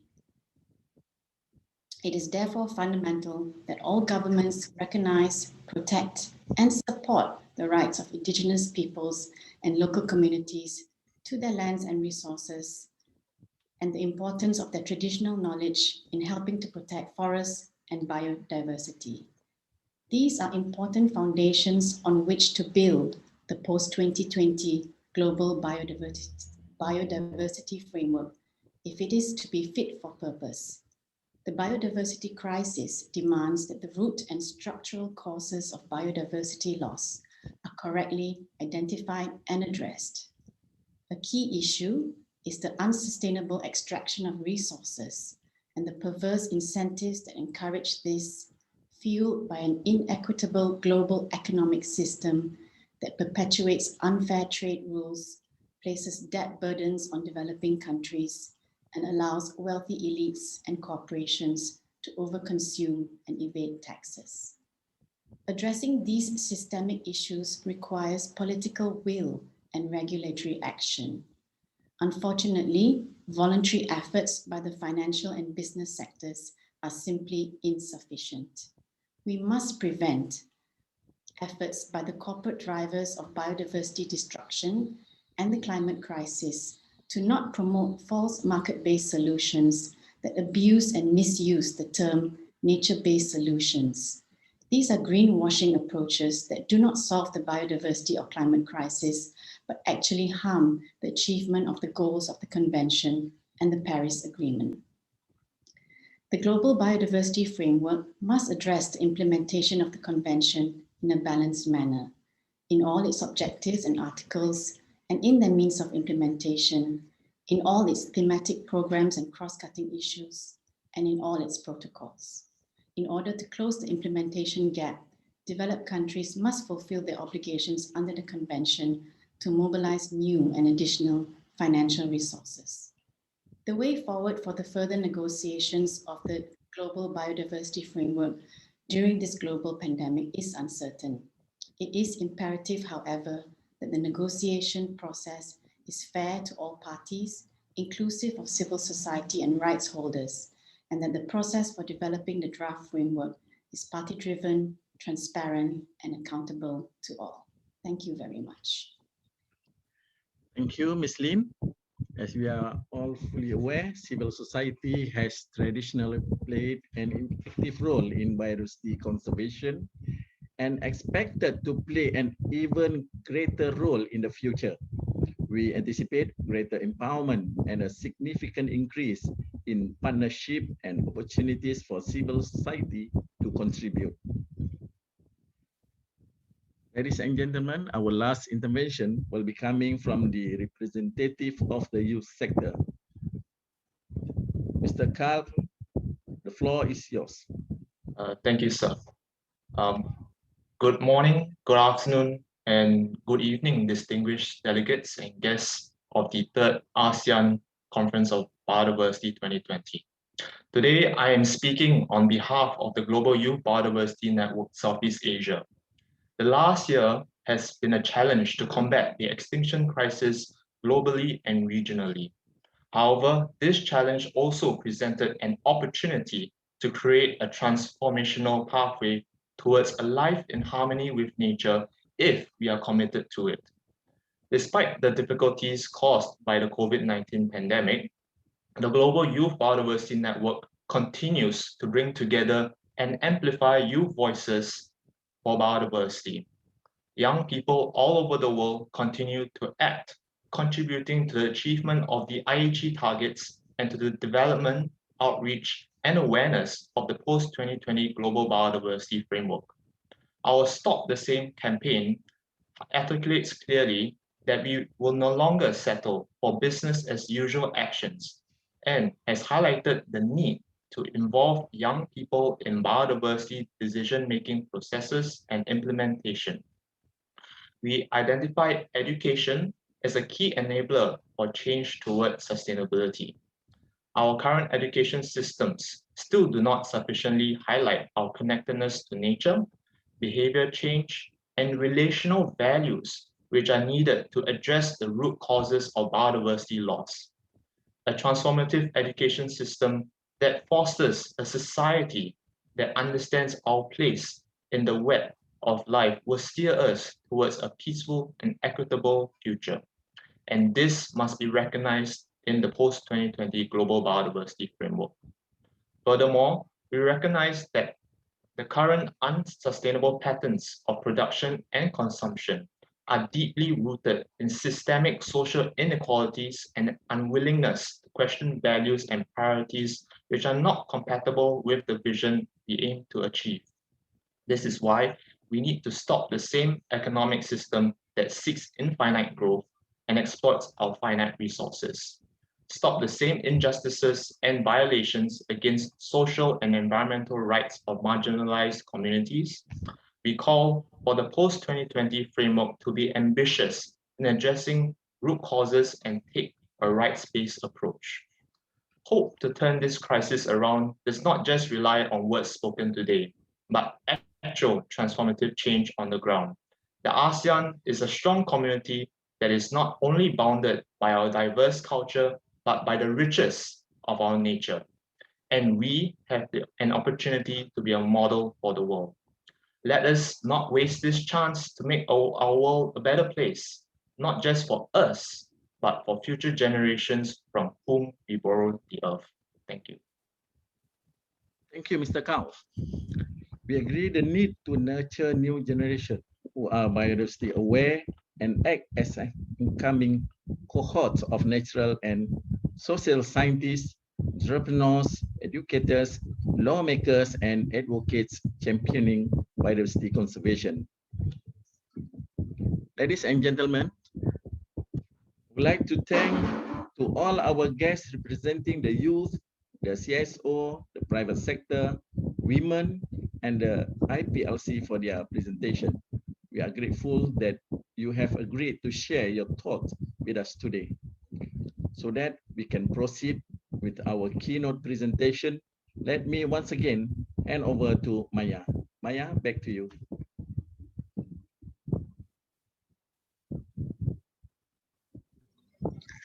All right, I'm back live with Maya.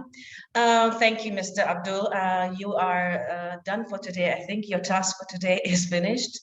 Thank you for guiding us through these smaller speeches. I enjoyed the contribution from the different varying sectors. I enjoyed the last two talks especially. Now it is time to go back to our original program. We will return to our guest keynote speakers. Our speaker is an eminent scientist who wears many, many hats. She's an astrophysicist who is currently the director for International Science Council Regional Office for Asia and Pacific since 2017. Let us all welcome Professor Emerita Datuk Sri Dr. Mazlan Othman. Thank you, Maya. And good day, ladies and gentlemen. I would like to thank KeTSA and the ASEAN Centre for Biodiversity for inviting me this morning. My role today is to help us look at biodiversity issues in the longer term. Change the slide, please. Now, in any strategic planning exercise, we need to look at some basics. And here, first of all, let us remind ourselves that the biosphere is the foundation of economics and society. So it's clear that in achieving the Sustainable Development Goals, we need to prioritize ecological protection. Change, please. Here, we see how two particular SDGs, in this case, life below water and life on land, interact with other SDGs. In terms of core benefits, which you'll see in blue, and trade-offs, which you will see in red. Pay particular attention to the interaction with SDG 7, affordable and clean energy, where the trade-offs far exceed the core benefits. And also look at SDG 11, sustainable cities and communities, where it's clear that the trade-offs are quite great. Now, where there are slim donuts, it just shows that we don't have enough knowledge. Well, there are co-benefits, there are also many trade-offs. Now, as I said, my role here is to look into the future. So in order to look at the future, we should look at the threats to biodiversity. Change slide. And I think I've seen this in your last four discussions. The threats are land and sea use change, pollution, species overexploitation, climate change, and invasive species and disease. This came from the WWF 2020 report. Now, WWF also looked at these 5 threats and look at how they have been driving biodiversity declines. Next slide, please. When I first saw this, because I had, I had done foresight, but I hadn't looked at biodiversity in particular. When I saw this, I was aghast. You look at the huge declines across all the continents, minus 45% in the Asia Pacific, but look at Latin America and the Caribbean, minus 94% since 1970 to 2016. So I'm glad that in your program, there's going to be a special session for GRULAC. But across the board, there are huge biodiversity losses. So how are we going to plan for the future, given this dire, very, very dire trends? Now, in any long-term strategy planning, 10 years or more, we need to come up with flexible scenarios on how we manage the future. There is a method you can adopt or adapt, and this is called scenario planning. Next slide, please. Now, scenario planning is always a part of strategic planning.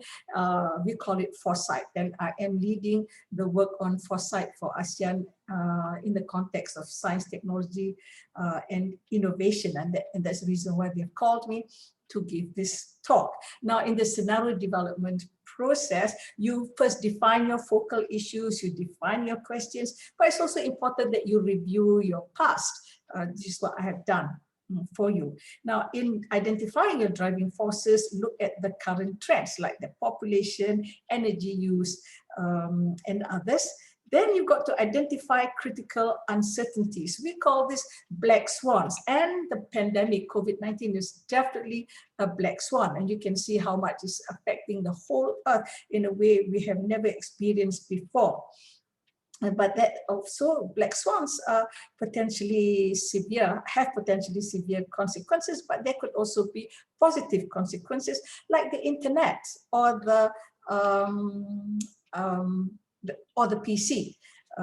Then, of course, there's things like the September 11 terrorist attacks. All these are black swans, and you need to factor this into your foresight. And from there, you develop your plausible scenarios.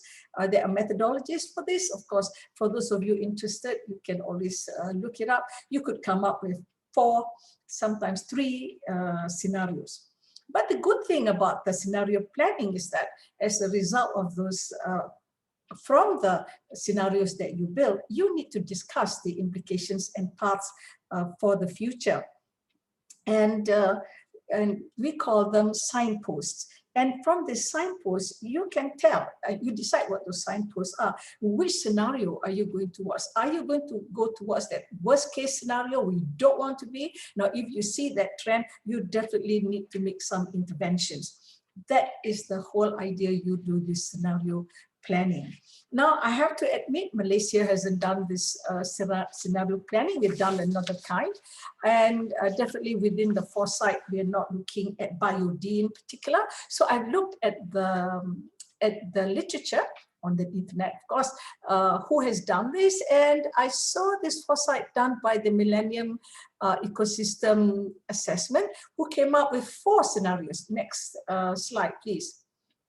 This tells you how you built these scenarios. And they came up with 4 scenarios of biodiversity ecosystem management going towards 2050 in terms of what kind of world development you want to look at and whether you're going to be reactive or proactive. So there are 4 of these scenarios, which are global orchestration, order from strength, techno garden, and adapting mosaic. Let me give you very briefly what each of the scenario is.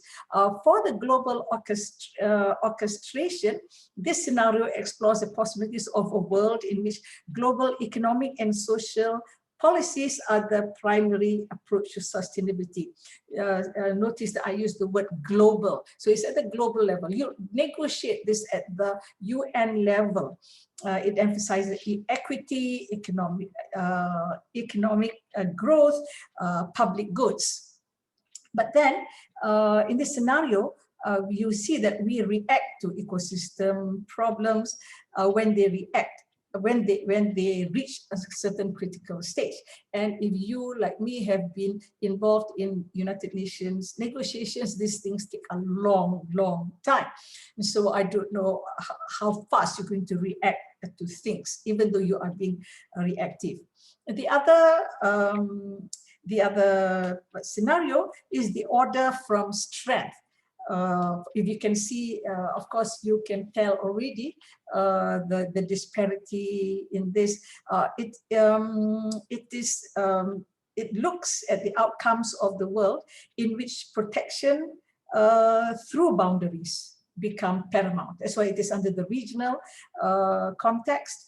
The policies enacted in this scenario lead to a world in which the rich protect their borders. You can see on the right-hand side, where they attempt to confine poverty, conflict, environmental degradation, etc., to areas outside their borders. The third is the adapting mosaic, where you look at protective management of the ecosystem according to local adaptations and flexible governance. I'm not going to say more than that because you're going to have to look this. I've only got 10 minutes. Now, the Techno Garden, I think you can guess what this is, explores the potential role of technology, science and technology in providing or improving the provision of ecosystem services. In this scenario, people push ecosystems to their limits of producing the optimum amount of ecosystem services for humans through the use of technology. For all of these four scenarios, there's the good and there's the bad. Could you change the slide, please? Through these four scenarios, the study came up with biod losses in this manner. So they looked at the losses in percentage of 1970 numbers to 2050, and you look at this, you know that the order from strength is gives the most dire results, as I already implicated. But if you look at the other three scenarios, there's really no big difference between them. But this is what the policymakers need to decide. But remember, I told you that the strength of the work using scenarios is you have the signpost which you can use to know whether you're going towards a wrong scenario, the scenario you absolutely do not want. So change slides, please. I'm on my last slide now. So what is the future of biodiversity? How important is it, given the dire trends that we're seeing now, which will continue into the future if we do nothing about it? Now, the IUCN says that the monetary value of goods and services provided by ecosystems is approximately 33 trillion US dollars per year. Compare this with any country's GDP. Then we humans harvest 50,000 to 70,000 plant species for traditional and modern medicine. And of course, we see the vital role biodiversity plays in food security. So of course, we are all converted here, but biodiversity is the web of life. It underpins the health of the planet, and it has a direct impact in all of our lives. This is the message we need to bring to the policymakers to protect our future. Change slides, please. Thank you.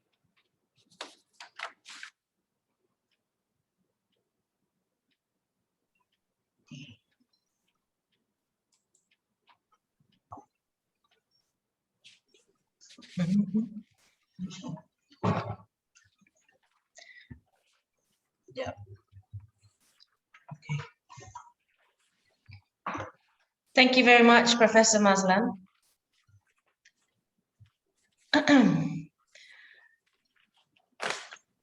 Can everybody see me? I'm not quite sure right now.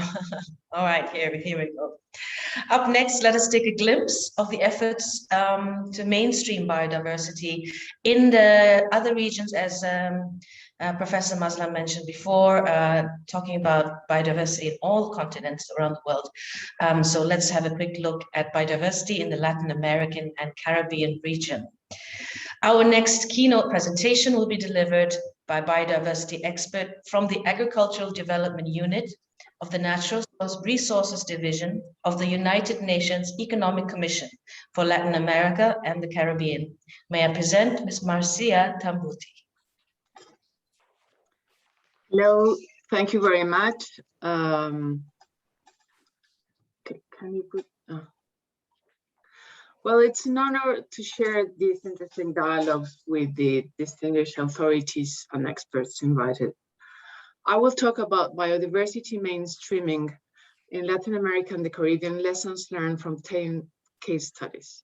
First of all, Victor Alvarado and I would like to thank the organizers for giving us the opportunity to share with you some outcomes of a regional study conducted by the Economic Commission for Latin America and the Caribbean, ECLAC, as you can see in the map. We both work at the Natural Resources Division, and we're presenting lessons from 7 countries in the LAC region. The next one, please. A brief background. In September 2019, ECLAC, IDRI, and with the support of the European Union Program Post-2020, organized a high-level biodiversity regional expert dialogue with around 30 experts to contribute to global debates in preparation for the Post-2020 GBF, with very good results. In our discussions, we realized that we had innovative and creative solutions in plenty cases oriented towards sustainability, but that have barely been recognized, and that we need to learn from our regional experiences as we share similar conditions. The concepts of mainstreaming and transformative change are quite present in the discussions leading to COP15.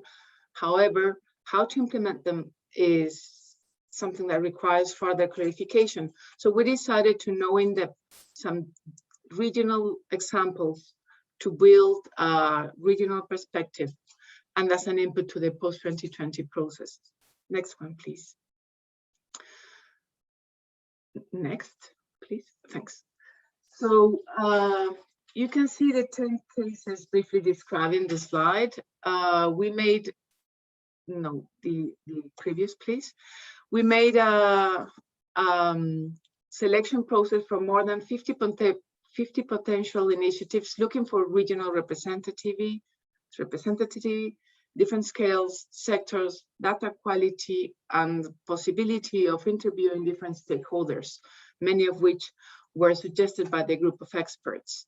In total, 52 actors were interviewed, aiming to identify obstacles and opportunities for potential scaling up.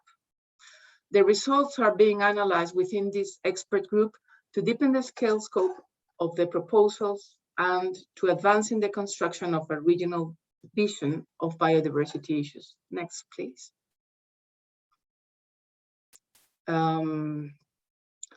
So we have here some good practices examples.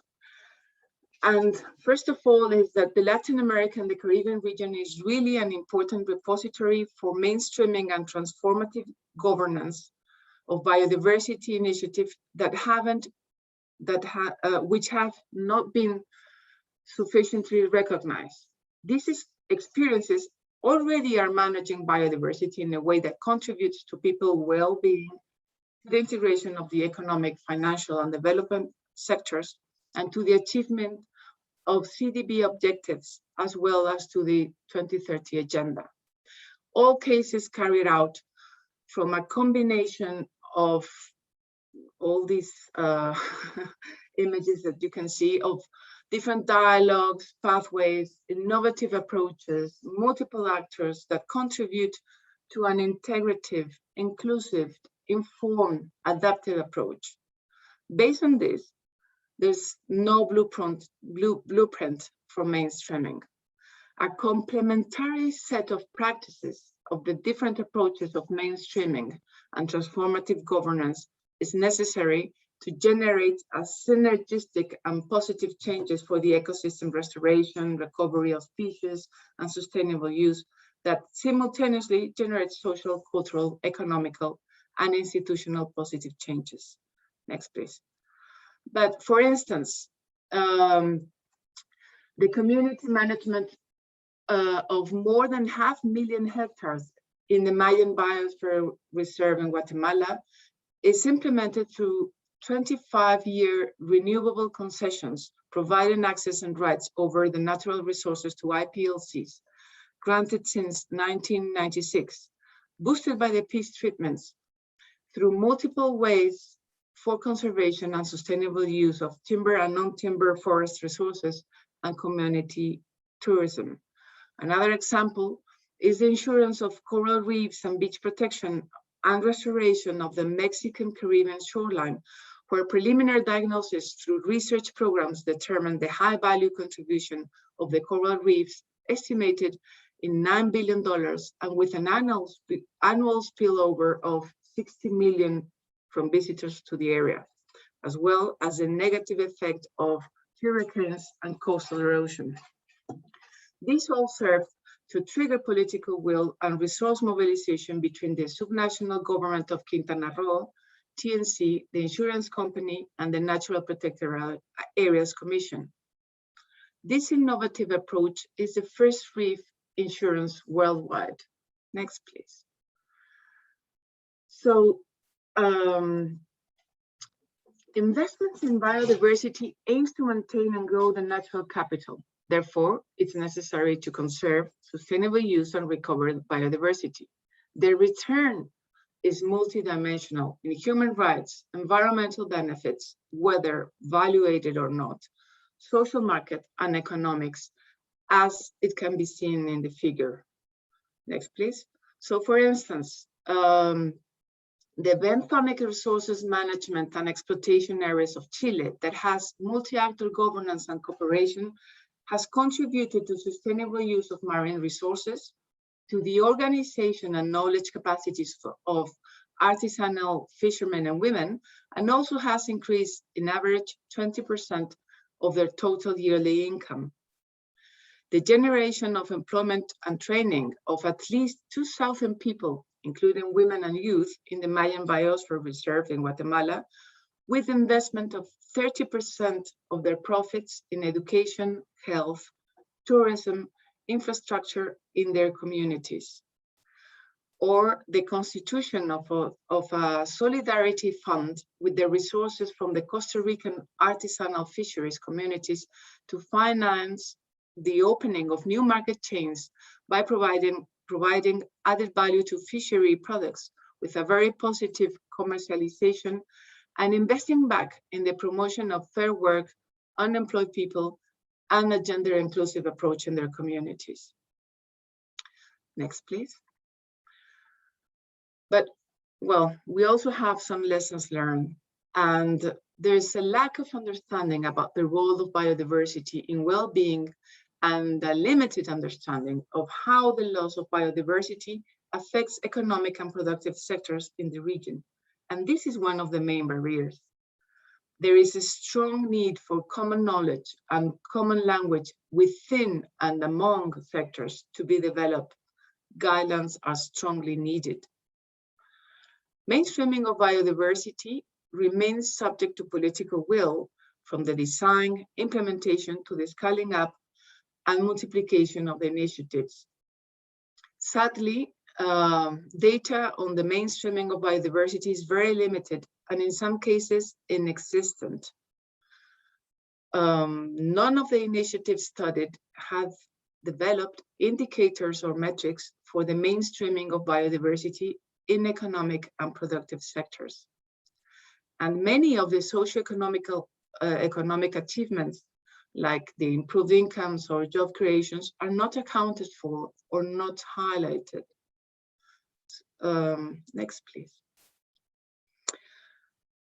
So our vision of mainstreaming in the post-2020 GBF is that biodiversity mainstreaming serves as a cornerstone for sustainable development from a comprehensive approach and has a great capacity or potential to promote systemic changes. Mainstreaming of biodiversity is a critical, progressive process that serves to thread all components of the post-2020 GBF. And we think that biodiversity mainstreaming should have a higher hierarchy in the GBF as part of the means of implementation.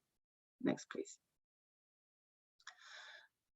Here, finally, well, I would like to say that it's not realistic to achieve significant change through few transformations. On the other hand, we already have many tools and information, but step aside of business as usual, we need a coherent system-wide change at different levels and with all actors. And well, here we present a proposal for some actions to reorient investment towards sustainability. We don't have time to talk about all, but I would like to highlight that we have to facilitate behavioral changes along all actors. Schemes as traceability and information that allows responsible consumption is already catalyzing and promoting behavioral changes.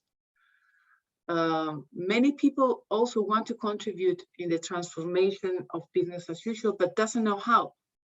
And we have to be able to make visible to all the diverse actors along the entire value chains, let's say from producers, transporters, traders, consumers, waste, everything, and to help them to set measurable goals of transformative change.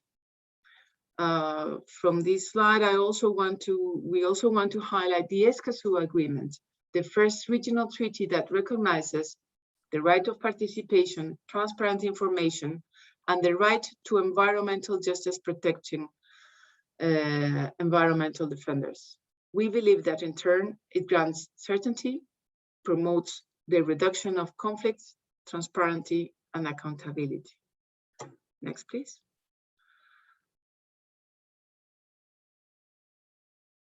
So these are images of the projects that we talked about. This is a nice mosaic of people, knowledge, and good practices from the LAC region. Thank you very much. And you have our emails in case you want to contact us.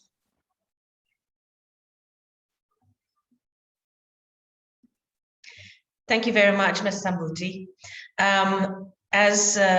Not to fall behind too much with time, every minute counts, I would like to proceed straight away to our very last keynote speaker today, presenting and highlighting the combined efforts of global decisions for the benefit of Mother Nature. So let us welcome the UK Ambassador to ASEAN, His Excellency John Lamb.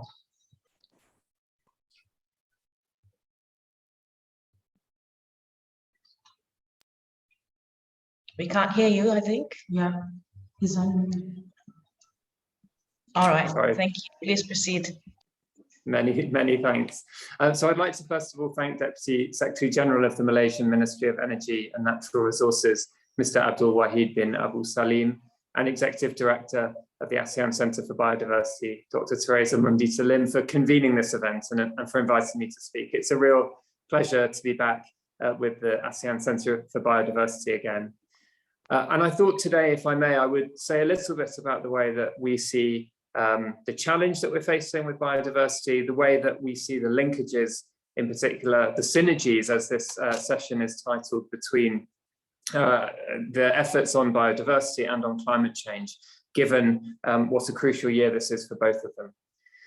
But to start with, I'd like to say a little bit about how we see the challenge. I think the science is very clear. As set out in recently published reports, the crises of climate change and biodiversity loss are fundamentally interlinked. And so we can't address them in silos. We've got to look at them in an integrated way. We know that ecosystems are under threat from climate change, which impact not just our environment and climate, but also the well-being and resilience of hundreds of millions of people whose livelihoods depend on those ecosystems. As an example, over 1 billion people globally depend on fish for their main source of protein, and around 1 billion people globally live less than 10 meters above sea level. Unfortunately, as we know, biodiversity is declining at an unprecedented rate.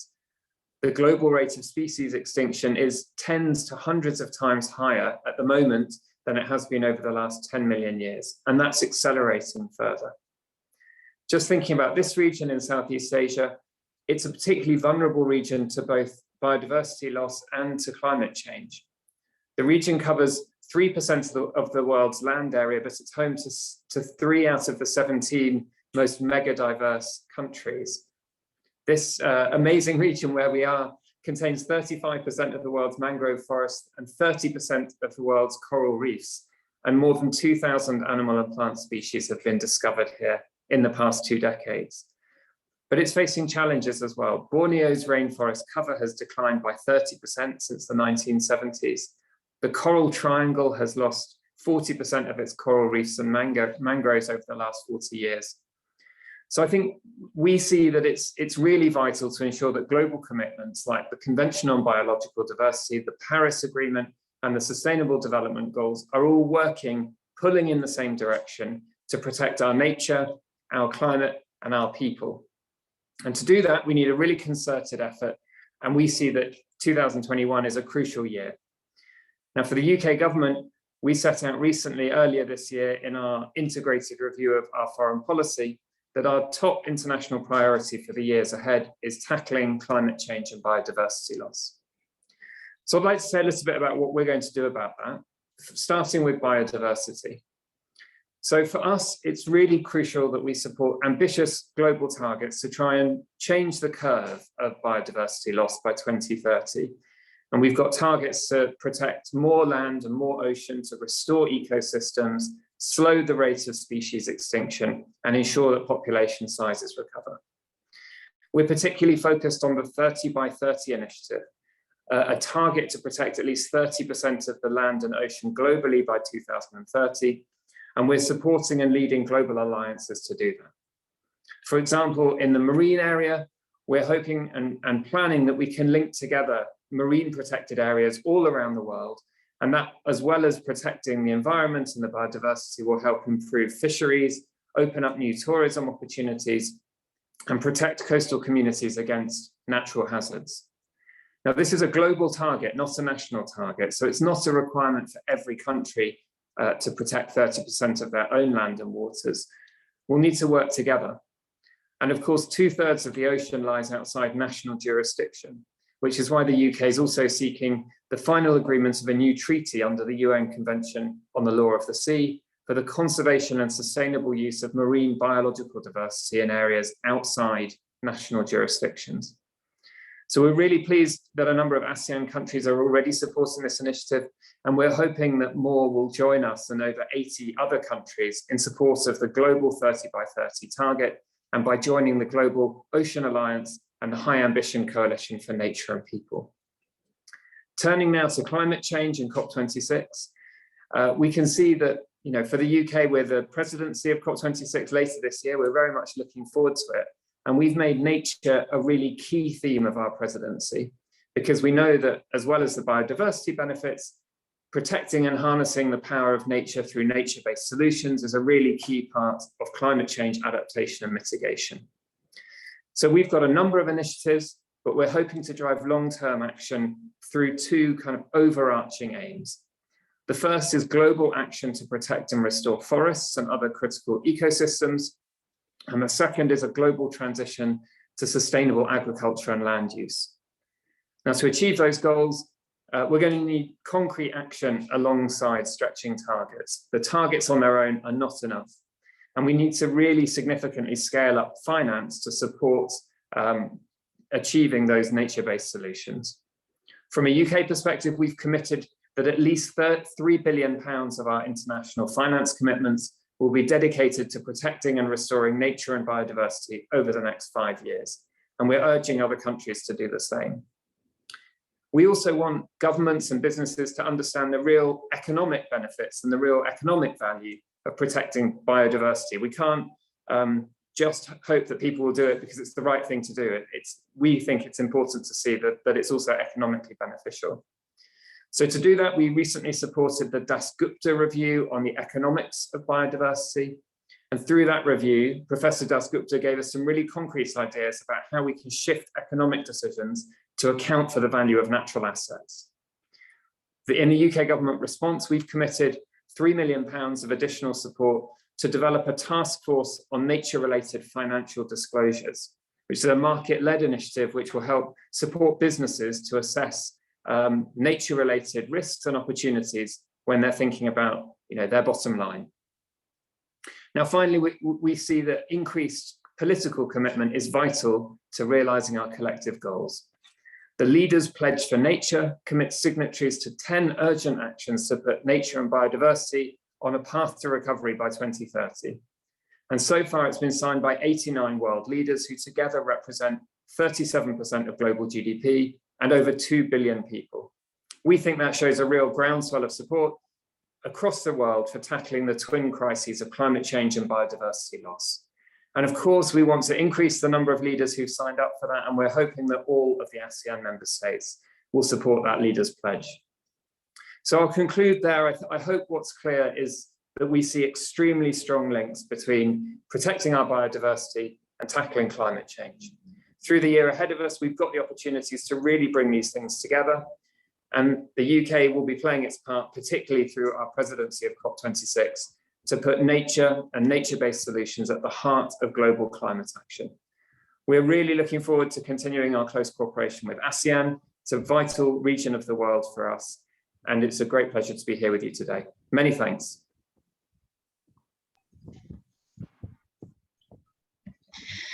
Thank you very much, Excellency. It was lovely hearing from you today. All right, ladies and gentlemen, we are reaching the end of the program a little bit. Earlier in the morning, we heard the thoughts of 4 of the ASEAN member states. So that we may listen to the other 5 member states, please allow me to call back Mr. Abdul Wahid. Good morning, are you there? I'm still here. Thanks, Maya. I'm Great. back. All right, handing it over to you.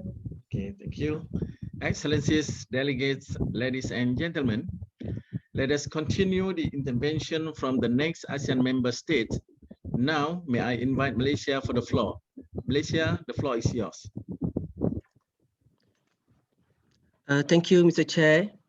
Excellencies, Head of Delegation of ASEAN Member States and distinguished representative, esteemed speakers, distinguished participants, ladies and gentlemen. Moving towards biodiversity and beyond, as the biosphere is the foundation for sustainable development goals, highlighted by Prof. Mazlan, Malaysia welcomes the zero draft of the post-2020 Global Biodiversity Framework, or post-2020 GBF, as a basis for negotiations at the upcoming third open-ended working group, OEWG3, and 15th Conference of Parties, COP15. We acknowledge that the post-2020 GBF, once agreed upon at COP, will guide parties in fulfilling the 3 objectives of the CBD for the next decade. It is our position that this document needs to be ambitious, but also implementable and realistic in matching the aspiration of all parties. Malaysia would like to highlight the need for key components of biodiversity to be inserted into the post-2020 GBF, including digital sequence information, DSI, pollination, and urban biodiversity. As most of us aware, post-2020 GBF highlights the importance of biodiversity mainstreaming to address the drivers of biodiversity loss. It indicates the need to integrate biodiversity values into national and local planning, development processes, poverty reduction strategies and accounts, ensuring that biodiversity values are mainstream across all sectors, and that biodiversity inclusive strategic environmental assessments and environmental impact assessments are comprehensively applied. We very much appreciate the lessons learned from the GRULAC region in mainstreaming biodiversity as presented by Ms. Marcia Tambuti. Malaysia would also like to encourage AMS to share mainstreaming biodiversity experiences and success stories that will inspire all of us to further mainstreaming efforts in the region as well as at the international level. As for strengthening synergies between global commitments to protect nature, presented by His Excellency John, Malaysia foresees the need for further strengthening of synergies, not only within targets, but also among parties who will implement the framework. We stand firm with our partners from the ASEAN and the like-minded megadiverse countries, LMMC, on key issues like resource mobilization and access for benefit sharing. As also highlighted by His Excellency Joint recommendation, Malaysia recommends the incorporation of scientific data and findings in finalizing the post-2020 GBF. This could be provided by organizations such as the Intergovernmental Science Policy Platform on Biodiversity and Ecosystem Services, IPBES. Malaysia also supports maintaining the use of national biodiversity strategies and action plans and BCAMPs as the primary monitoring and reporting documents to the CBD. The reporting process is useful to measure the progress of each country in fulfilling their MBCAP commitments, which also serve as a midterm review. Ladies and gentlemen, the COVID-19 pandemic had resulted in the reprioritization of national budgets toward health, hence the limitation of funds for biodiversity conservation. Hence, the ASEAN region must prioritize resource mobilization and sustainable financial mechanisms to execute effective biodiversity conservation. To ensure the full, another one, Mr. Chair. Please conclude your statement. As a conclusion, to ensure the full and effective implementation of the post-2020 GBF, Malaysia is also of the position that the CBD Secretariat, developed parties and relevant international agencies need to provide sufficient support, including but not limited to guidance document, financial and technical assistance. Thank you, Mr. Chair. Thank you, Malaysia. Malaysia, among others, highlighted the needs for realistic targets and indicators in the post-2020 GBF by taking into account national circumstances. Next, may I call upon the Philippines to present a statement. Philippines.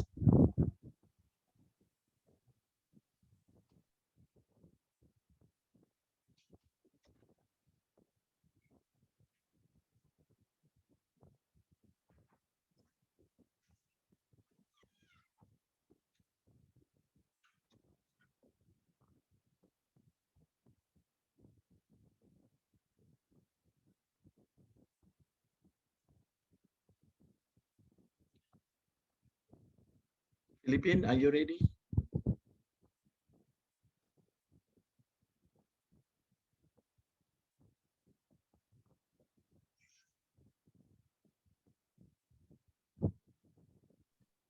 If Philippines not ready, we go to the next.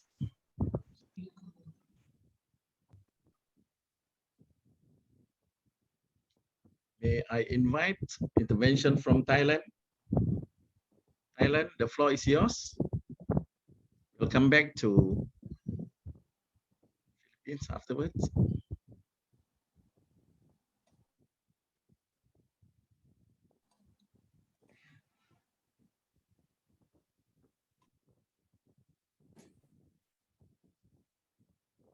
Please, Thailand, the floor is yours. Yes. Good day all. It is my great pleasure to be with you all on special virtual occasion of the third ASEAN Conference on Biodiversity.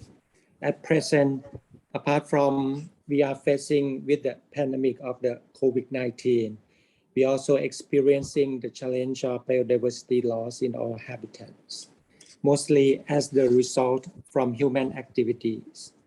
These challenges which likely have significant impact on every life on Earth.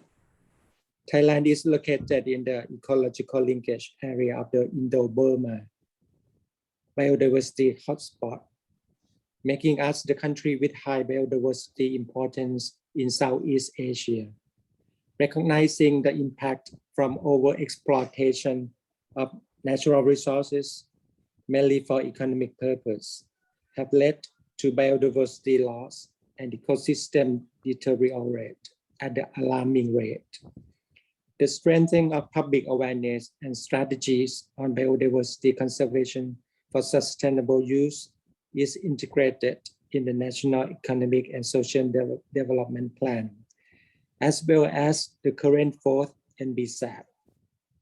With the collaboration in the region, Thailand put an effort into combating illegal wildlife trade and marine debris in the ASEAN region to reduce human pressure on the natural resources. Thailand also highlights the mainstreaming biodiversity in key development sectors, including agriculture, fishery, energy, manufacture, infrastructure, and tourism, to address the drivers of biodiversity loss and apply best practice on sustainable use. After the completion of the fourth NBSAP in 2022, the fifth NBSAP will be developed in accordance with the realistic post-2020 Global Biodiversity Framework to achieve the 2050 vision of living in harmony with nature and undertake transformative actions. We sincerely hope that the negotiation on the preparation of the post-2020 Global Biodiversity Framework could be reached successfully, which will be the global framework to protect biodiversity in the next decade. Recently, Thailand launches the Biocircular Green Economic Model, or BCG model, which is expected to distribute fair and equitable income, reduce inequalities in access to natural resources, and encourage people to live in harmony with nature. BCG model is also in line with sustainable development and economy in which no one will be left behind while safeguarding our planet. Finally, we will make full effort as part of the regional community to solve the biodiversity problems and call for the ASEAN member states to work together to conserve our biodiversity and environment through multilateral process. Thailand will cooperate in the spirit of solidarity with AMS to protect our biodiversity for the future of our planet and the next generation. So thank you, Mr. Chair. Thank you, Thailand. From what Thailand had mentioned just now, I stranglehold that we are all on the right track. If I may back to Philippines. Philippines, are you ready for the intervention? Or if Philippines is not ready, I would like to invite Singapore to deliver their intervention. Singapore, please, the floor is yours. Thank you, Mr. Chair. Singapore would like to thank and congratulate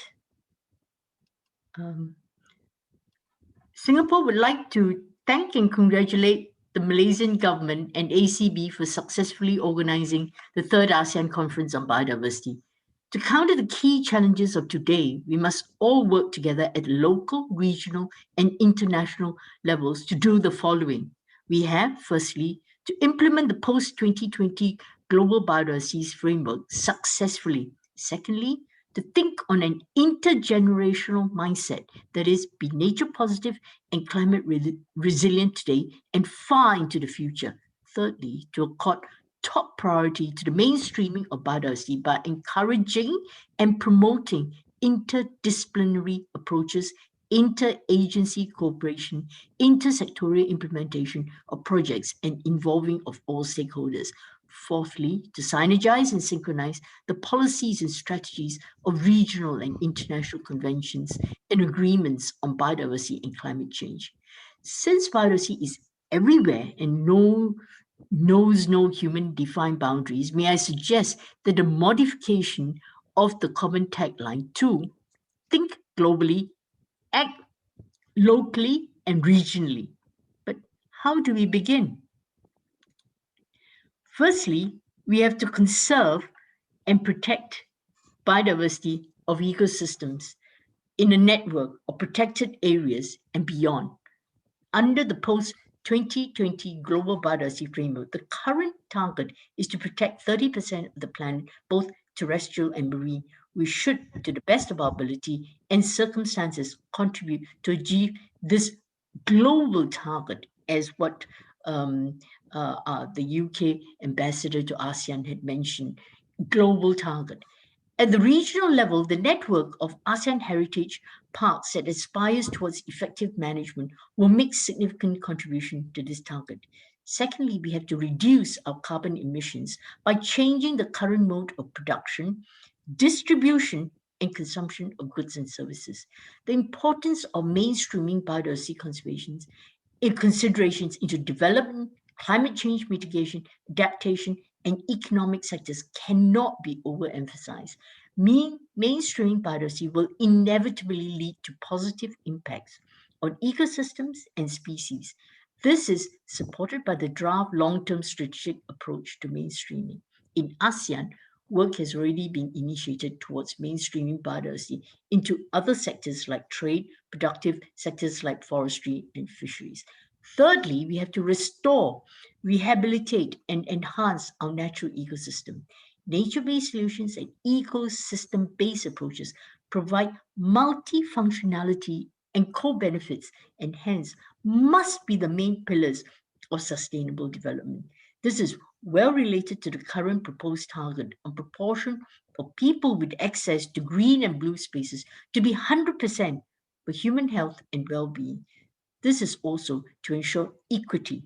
Cities must restore, enhance, rehabilitate, and if necessary, even recreate important ecosystems so the essential ecosystems can be revived. Singapore has taken a bold step to make a paradigm shift to evolve into a city in nature where nature and humans are placed on equal standing.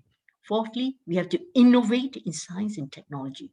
Support for technical and scientific cooperation, technical transfer, and innovation must be effected through mutually agreed terms, and support for cooperation amongst developed countries and with developed countries. Developing countries and developed countries are essential as support mechanisms for the successful implementation for the post-2020 GBF. Fifthly, we must involve everyone, since we are all stakeholders. The comprehensive inclusivity of everyone in this journey cannot be overemphasized. In particular, some of the currently under-engaged groups are highlighted here, that is, women, indigenous people, and local communities, youth, businesses, civil society. Special efforts must be made to involve stakeholders at different levels, like cities and subnational governments. In this context, it is crucial that all parties of the Convention of CBD support the updated plan of action on subnational governments, cities, and other local authorities for biodiversity at COP15, CBD COP15, in recognition that cities and subnational governments can significantly contribute to the implementation of the post-2020 Global Biodiversity Framework. And we must track progress using an index like the Singapore Index on cities' biodiversity. So I think it is important for us to know where we are heading by tracking. Thank you very much. Thank you, Singapore. Singapore had listed potential approach to be aligned with the ASEAN priorities. If I may suggest that this could be incorporated in the ASEAN joint statement. Next.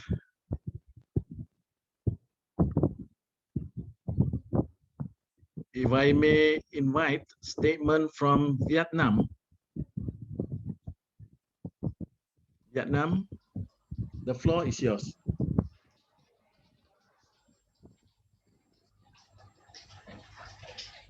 His Excellencies, distinguished participants, ladies and gentlemen.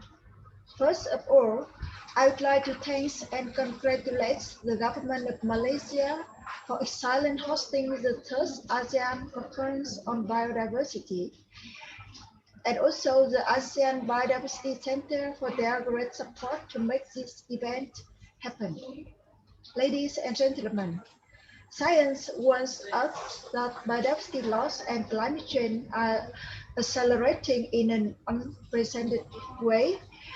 We are in a state a planetary emergency that requires an urgent and united response. Efforts to conserve and restore biodiversity need to be scaled up at all levels using approaches that will depend on local context. Vietnam government considers biodiversity is the important natural capital. Key elements of GPS have been taken into account in current national biodiversity and action plans, the NBSAP development process. Biodiversity considerations have been mainstreamed in national sectoral planning and strategies to protect more land, more ocean, more wild species, and more benefit for people. Many initiatives have been launched, include planting 1 million trees in the next 5 years, combating marine plastic pollution, promote nature-based solutions, etc. Ladies and gentlemen, Vietnam supports an adoption of an ambitious post-2020 global biodiversity framework to achieve the 2050 vision of living in harmony with nature. In order to achieve ambitious targets, we would like to emphasize the importance of inter alia, a united response with an integrated cooperation, and implementing support mechanisms, including resource mobilization, capacity building support, and appropriate technology innovative and transfer for the full implementation of the NBSAPs and the post-2020 Global Biodiversity Framework. Finally, we'd like to confirm our willingness to cooperate with other countries in our region, as well as the international community and partners, to promote united response for biodiversity conservation and human well-being. Thank you very much.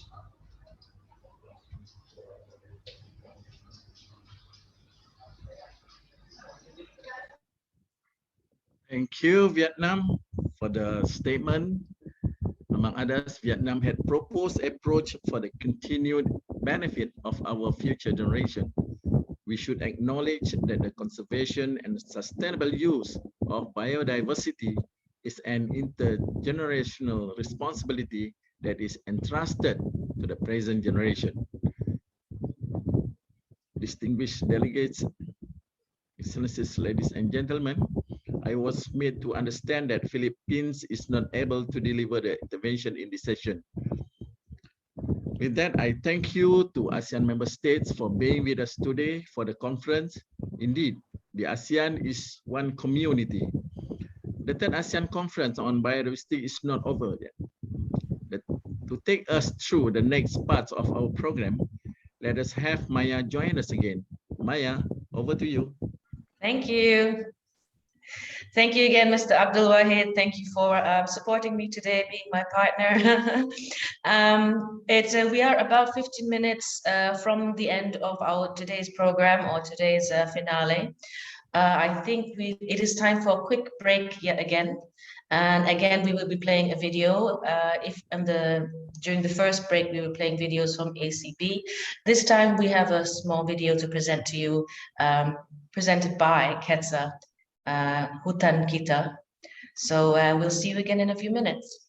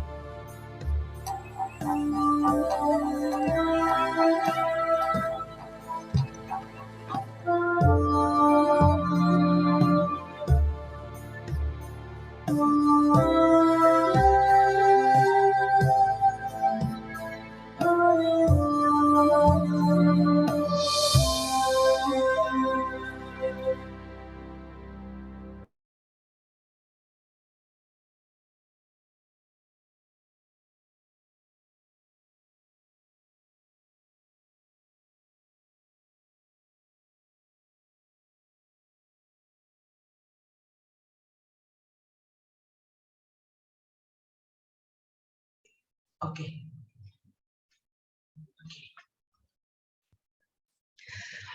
Is everybody back in front of the screen? I hope so, because we do have our next video to present to all of you. Can I please?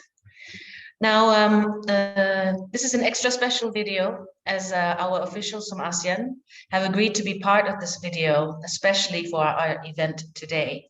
So without further delay, let's have a look.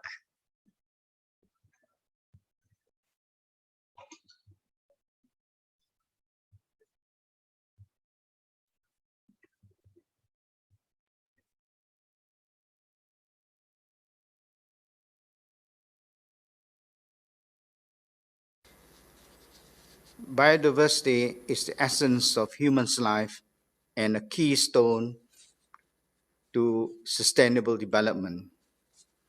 ASEAN is highly committed to preserving our rich biodiversity, a work led by the ASEAN environmental sector and supported by our people, dialogue partners, as well as development partners, and other ASEAN Centre for Biodiversity, has made much progress to promote the culture of environmental protection and biodiversity conservation in the region. Today, we are proud of ASEAN Biodiversity as our region hosts mega diverse ecosystem, including protected forests, peatlands, freshwater bodies, rivers, and ocean, which are also home to a rich and unique collection of plants and animal species. While ASEAN only occupies 3% of the planet's surface, around 18% of the world's flora and fauna can be found in the region. The ongoing global health crisis shows us the resilience of our people and highlights the importance of nature in providing solutions and preventing future pandemics. Our future action must focus on further promoting greener investment, nature-based solutions, and more socially responsible practices. Despite recent challenges, I recognize that in the coming years also present an opportunity for us to work as one region towards a greener path to development. The next 5 years represent a solid ground, and I'm optimistic that our biodiversity mission will be sustained. Initiatives such as the Project on Biodiversity Conservation and Management of Protected Area in ASEAN, the ASEAN Heritage Parks Program, and the soon-to-be launched ASEAN Green Initiative demonstrate our resolve to reduce the loss of habitat and wildlife, as well as to conserve and expand ecosystem in the region. All this can only be achieved if all of us continue to work together in protecting our ecosystem and biological resources. To this end, I call for a whole society approach and multi-stakeholder collaboration to work together and advocate for the wiser use of our limited natural resources. With all these efforts and action, we're surely part of the solution. We are ASEAN Biodiversity.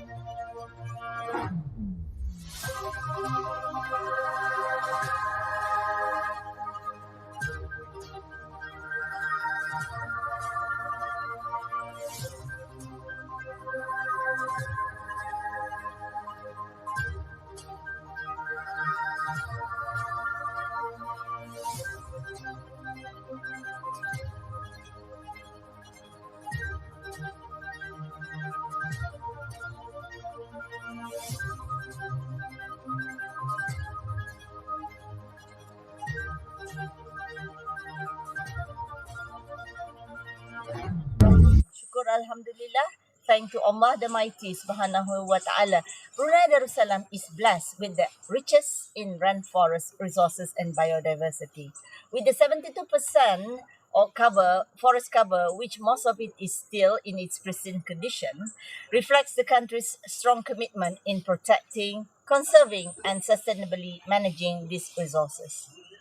High forest cover represents high in biodiversity. Biodiversity plays significant role in environmental sustainability.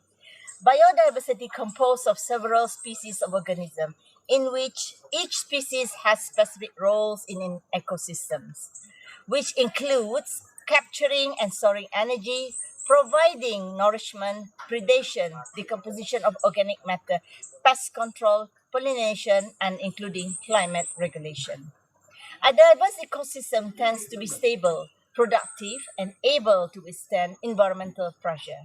Biodiversity is also important for our socio-economic livelihood.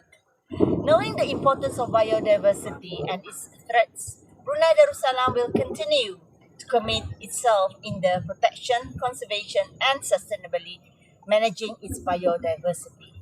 Physical initiatives supported by existing legal provisions and policy frameworks shall be strengthened.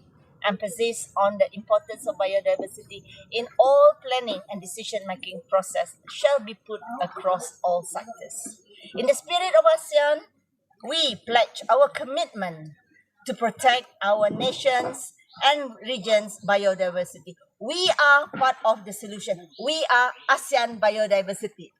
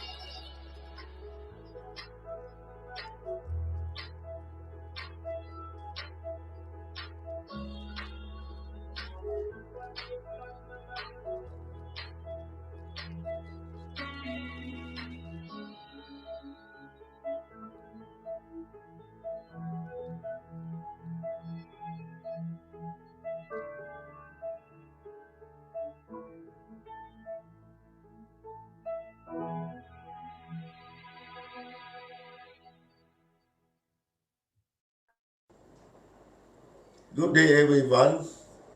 First of all, allow us to express our heartfelt congratulations to the ASEAN Centre for Biodiversity and the Ministry of Energy and Natural Resources for the successful conduct the third ASEAN Biodiversity Conference. As a country and the people whose way of life is dependent on its natural heritage, Lao PDR is committed to protect and sustainably manage its biodiversity. Lao PDR has relatively high proportion of forest cover and is home to a variety of forest ecosystems as a part of the Indo-Burma Biodiversity Hotspot. Within its landscape lie one of the world's most ecologically and culturally rich landscapes that is home to a wide array of the species such as a wide-handed gibbons and the Asian elephants.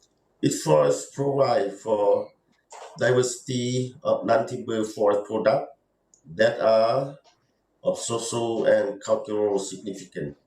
Aside from the economic benefits they provide to many communities. Over the past years, Lao PDR has made significant progress towards to the implementation of the majority of the actions in the National Biodiversity Strategies and Action Plan.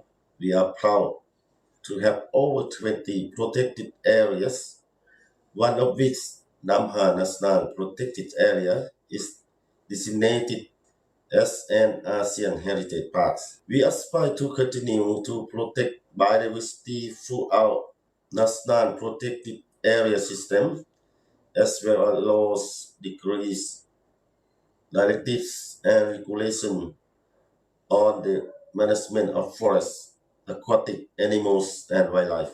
We are happy with the outcome of the 6th ASEAN Heritage Park Conference that the PDR and the ASEAN Centre for Biodiversity successfully hosted in Patsy in La PDR in 2019. The insights and the knowledge from this have been valuable, and we look forward to a more robust partnership with the ACB and the rest of the ASEAN for diversity conservation and other initiatives on nature-based solutions to tackle current challenges, including climate change and the ongoing pandemics. As we deepen our understanding of the linkage of the health and environment as made apparent by the COVID-19 crisis that faced throughout the regions, La PDR remain steadfast in realizing the 2050 version of the living in harmony with nature. This can only be achieved if sectors and nations work in unison towards a common united goals of the treating nature better. In closing, allow us to emphasize that we are part of the solution. We are ASEAN Biodiversity. Thank you.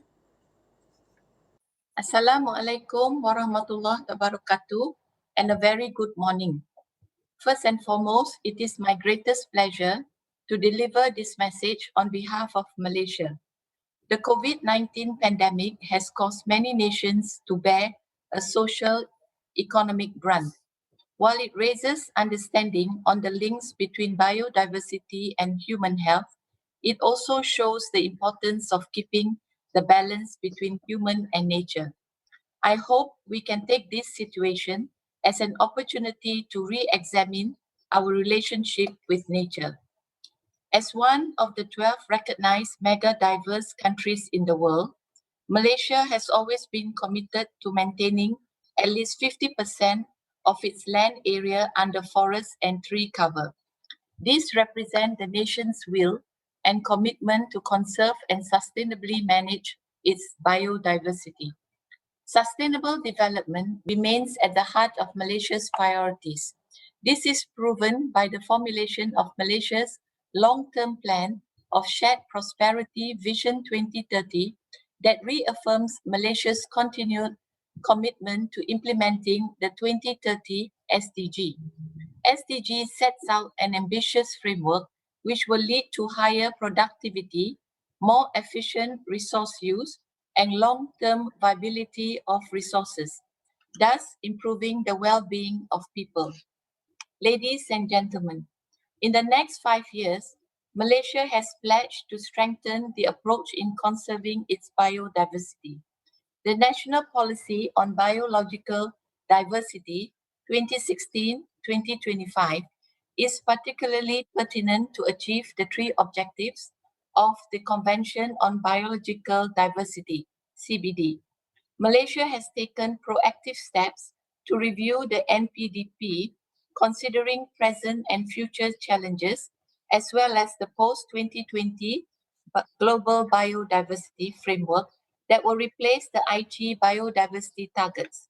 The review of NPDP will be effectively completed by the end of this year, and it covers Malaysia's future direction from 2021 to 2030.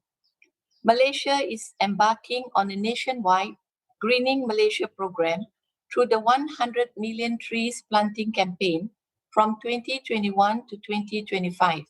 This national agenda aims towards raising awareness while restoring the ecosystem and conservation of biodiversity through strategic partnerships, including the private sector, indigenous people, and local communities, and non-governmental organizations. Malaysia strongly believes in the spirit of the 3rd objective of the CBD on the need for fair and equitable sharing of benefits arising from the utilization of biological resources. Hence, Malaysia has enforced the Access to Biological Resources and Benefit Sharing Act 2017. This move will serve to regulate the use of biological resources, address issues of biopiracy, and ensure that monetary and non-monetary benefits from the access of biological resources are shared equitably. In terms of financing, Malaysia has introduced the Ecological Fiscal Transfer, EFT, for biodiversity conservation in 2019 to encourage state governments to intensify efforts in protecting and expanding the current natural forest reserves along with protected areas. A specific national budget is also allocated in 2021 for the purpose of EFT as an additional incentive to the state governments to ensure the sustainability of the country's biodiversity. The EFT initiative will be institutionalized with performance-based criteria and indicators to encourage long-lasting conservation impacts. This can be achieved through effective governance, policy and legal framework, and capacity building. Malaysia is also exploring the diversification of funding resources with the development of the REDD Plus finance framework. Malaysia will also explore the initiative of other effective area-based conservation measures, OECM, to enhance the coverage and connectivity of protected areas. For this purpose, the OECM framework will be developed and incorporated into the PA framework. Due to the COVID-19 pandemic, the country will have continuous monitoring and surveillance to reinforce our existing wildlife disease surveillance program as an early warning system to predict zoonotic diseases. I call upon the collective spirit and strength of all of you to conserve our precious biodiversity. I strongly believe that we are able to achieve the ultimate goal of all nations living in harmony with nature by 2050. Let's all of us be responsible citizens of the world in safeguarding our biodiversity. We are part of the solution. We are ASEAN Biodiversity. Thank you. Distinguished delegates, ladies and gentlemen, Minglaba, warm greetings from Myanmar. We already know that the biodiversity is declining rapidly more than ever before in human history, resulting in the loss of ecosystem services. Assessments made by the IPBES reported that around 1 million species face extinction. The COVID-19 pandemic has also highlighted on crucial importance of the health of the nature for human well-being.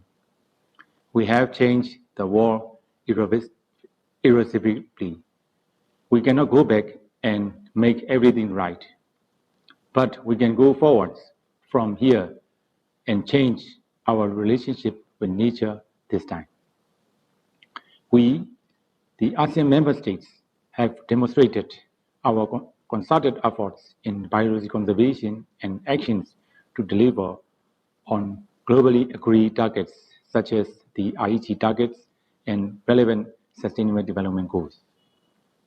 Since the UN Decade on Ecosystem Restoration starts this year, 2021, we would like to focus on nature-based solutions such as restoration of ecosystem, protection, and sustainable management of natural resources next 5 years. Planting trees, conserving existing forests, wetlands, and peatlands will remain as one of our priorities. For the next 5 years, we hope to achieve that terrestrial and inland water areas of particular importance for biodiversity and ecosystem services are under effectively and equitably managed protected areas with active community participation. In addition, the important role of indigenous people and local communities who have governed, managed, and conserved biodiversity-rich land and marine areas for centuries long are recognized, and the benefit sharing as a basic requirement to achieve meaningful conservation, protection, and sustainable use of the biodiversity. Since wildlife trafficking is a significant threat to biodiversity, in the next 5 years, we hope that coordination in and outside of the national boundary across the entire supply chain is strengthened in combating illegal wildlife trade. Mainstreaming biodiversity is also further strengthened across various sectors such as agriculture, fishery, energy, infrastructure, and tourism.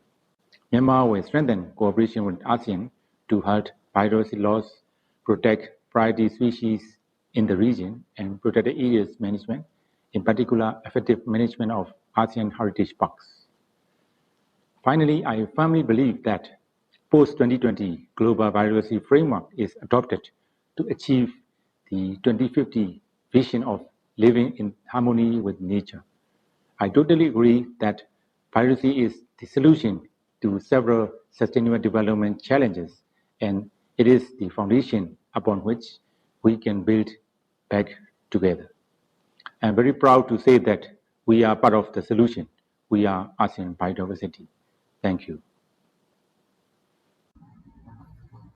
The Philippines welcomes this opportunity to share our country's aspirations for the next 5 years towards biodiversity conservation. We reaffirm that the world urgently needs to adapt and fully implement an ambitious and transformational post-2020 global biodiversity framework to address biodiversity threats. We recognize that strong, cohesive, and scalable responses from global to domestic actions on habitat loss, overexploitation, climate change, pollution, and illegal wildlife trade are imperative. In response, the Philippines has enacted a law increasing our terrestrial and marine protected areas from 12,861 square kilometers to 30,964 square kilometers, close to the IG target 11 of 17% PA coverage. On top of our legislated protected areas, we work alongside our local government units and development partners in establishing other effective area-based conservation measures. We intensify efforts together with the communities and enforcement agencies in curbing illegal wildlife trade and poaching.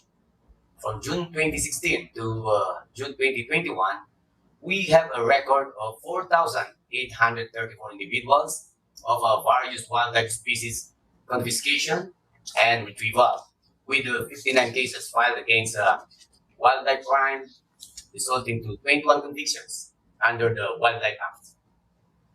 As part of the continuous implementation of threatened species conservation activities, a total of 12 species are no longer on the edge of extinction due to continuous management and protection of this threatened fauna. We seek to expand and increase the efficiency of our marine protected areas and networks to include other important marine areas, essential in securing biological connectivity and survival. Thus, we persevere in forging international cooperations on the West Philippine Sea and the Coral Triangle region. Particularly, we take into consideration the significance of ocean science, development of national ocean economy accounts, economic valuation of ecosystem services, and ocean climate risk assessments, among others, in coming up with evidence-based enabling policies and innovative management interventions. We are currently exploring actions, particularly by means of public-private partnerships, to demonstrate the value of investing in nature-based climate adaptation solutions, mainstreaming biodiversity in relevant sectoral and cross-sectoral programs is supported under our General Appropriations Act, passed annually by our Congress. We adopt policies institutionalizing biodiversity conservation in the mining, health, and agricultural sectors, including local government. We are part of the solution. We are ASEAN Biodiversity. Thank you all and mabuhay. The most pressing challenges that are threatening our existence and quality of life today are biodiversity loss at an unprecedented rate and climate change, compounded by COVID-19. Hence, we must aspire to be nature positive and climate resilient. But how do we achieve the goals of being nature positive and climate resilient?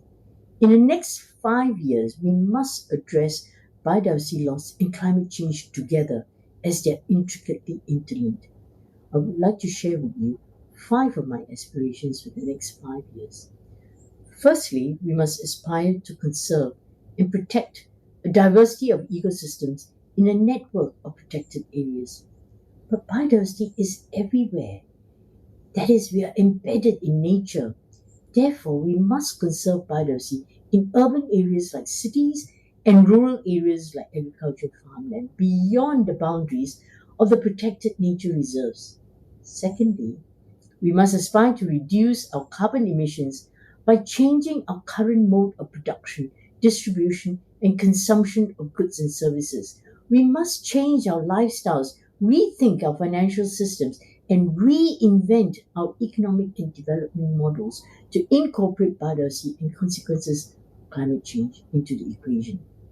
Thirdly, we must aspire to restore, rehabilitate, and enhance our natural ecosystems so that they can provide us with the essential ecosystem services that are crucial for our survival, well-being, quality of life, and sustainability.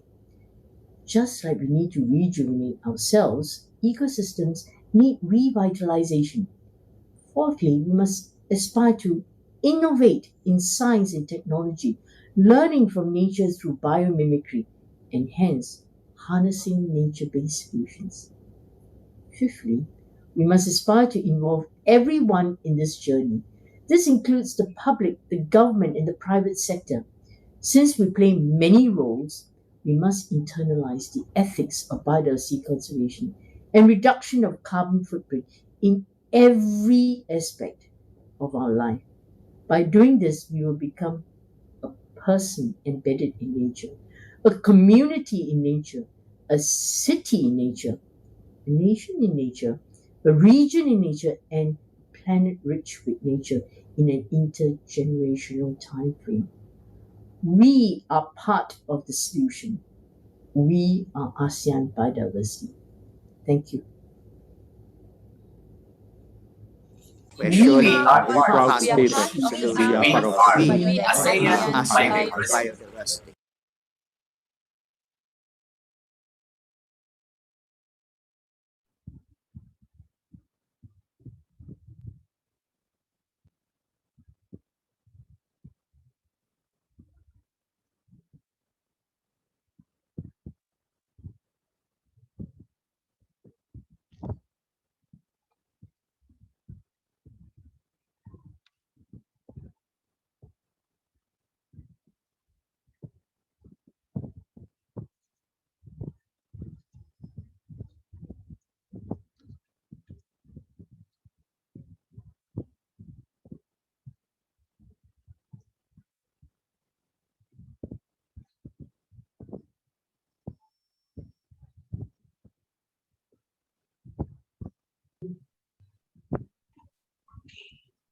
All right.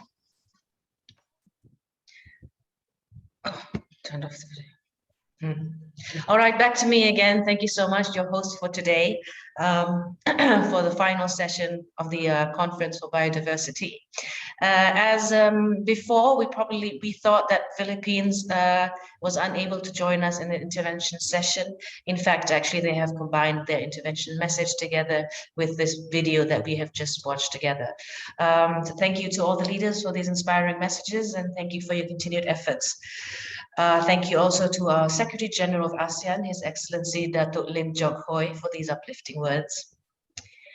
We are now down to the last part of our project program to give us recommendations of the third ASEAN Conference on Biodiversity, as well as ways forward.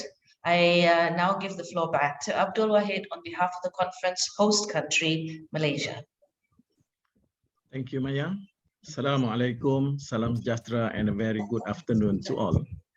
His Excellency Kung Puk, Deputy Secretary General, ASEAN Socio-Cultural Community, ASEAN Secretariat, Dr. Teresa Mundita S. Lim, Executive Director, ASEAN Centre for Biodiversity, Excellencies, Head of Delegation of ASEAN Member States, and distinguished representatives, esteemed speakers, distinguished participants, ladies and gentlemen. First and foremost, it inspires me tremendously that we are on the path toward a better position and understanding of conserving and protecting our priceless biodiversity across the Southeast ASEAN region. On behalf of the Ministry of Energy and Natural Resources, Malaysia, I would like to thank our conference partner, the ASEAN Centre for Biodiversity, ACB, as well as all speakers, panelists, and participants for attending the ASEAN Conference on Biodiversity 2020. As we approach the 15th Convention on CBD and the finalization of the post-2020 GBF framework, allow me to highlight what had been concluded at the 4 ACB 2020 webinar session last year. This would also include feedback from the 24th Substar and the third meeting of the subsidiary body on implementation SBI3 meetings. Ladies and gentlemen, the upcoming post-2020 GBF should symbolize our shared goals of placing biodiversity on the path to recovery. In this regard, Malaysia highlighted the needs for realistic targets and indicators in the post-2020 GBF by taking into account national circumstances. The development of the post-2020 GBF must be participatory, including the indigenous people and local communities, and all walks of life through the National Clearinghouse Mechanism, particularly in coordinating efforts to meet the proposed goals and targets of the post-2020 GBF. It is important to be open with commensurate mechanism to enable the participation of various stakeholders and facilitate partnership and enabling the role of subnational governments. Singapore, in its intervention, suggested a modification of the common tagline, think globally, act locally, and regionally. A full and effective implementation of the post-2020 GBF requires the critical action and mechanisms of resource mobilization to ensure substantive deliverance to all CBD parties, especially the developing country parties.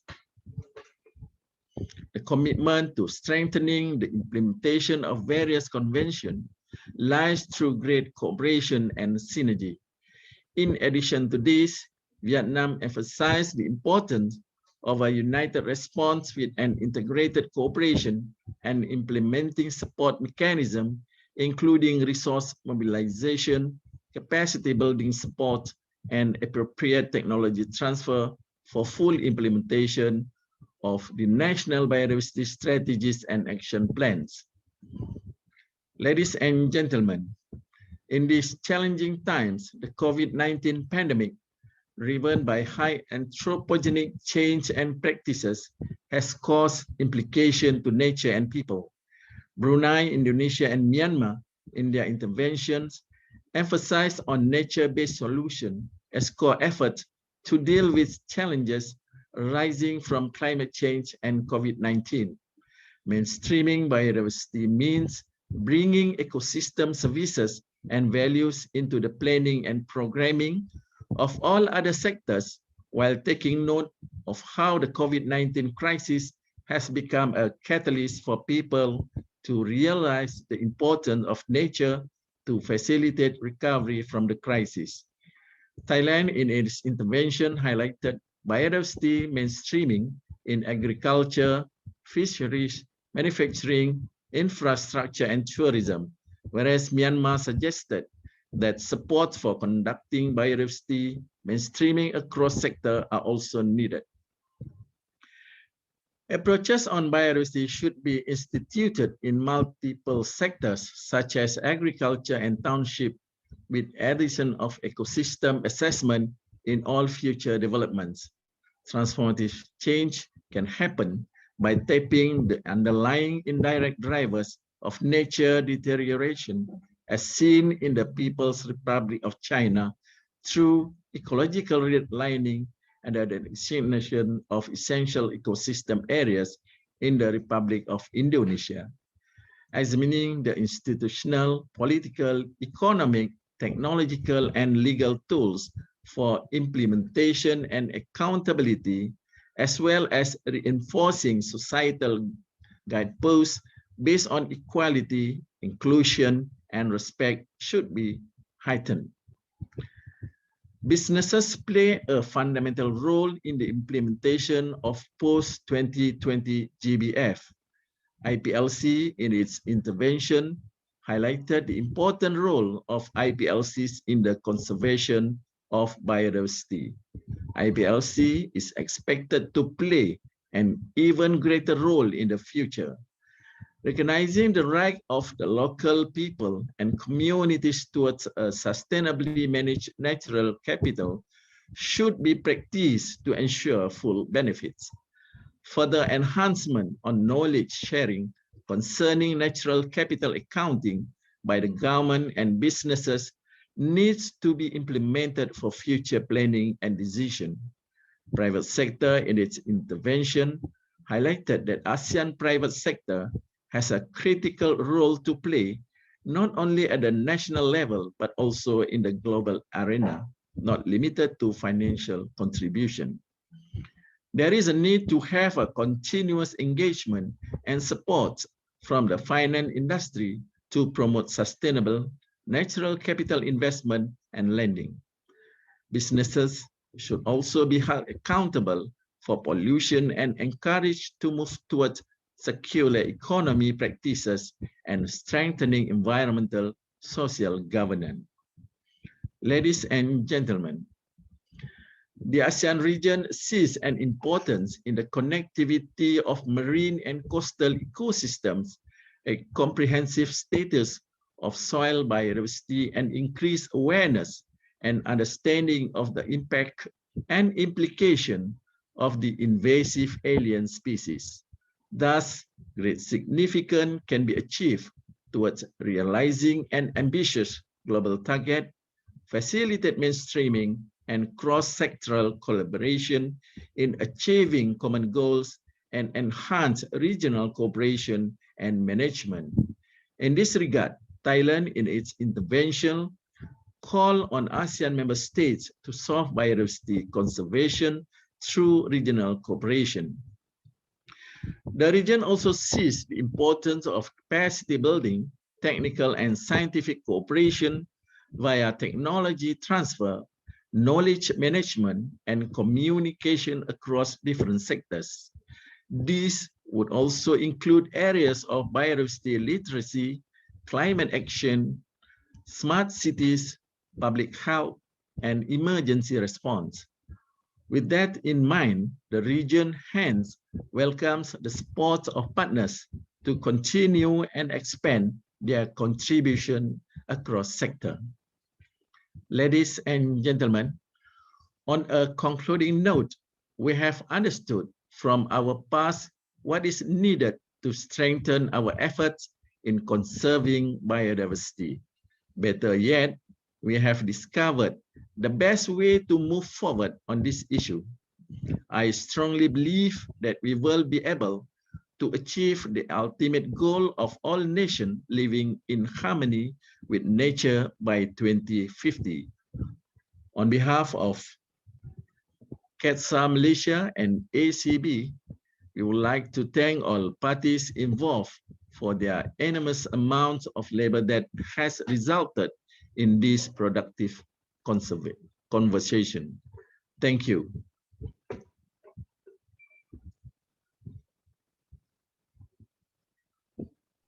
Okay.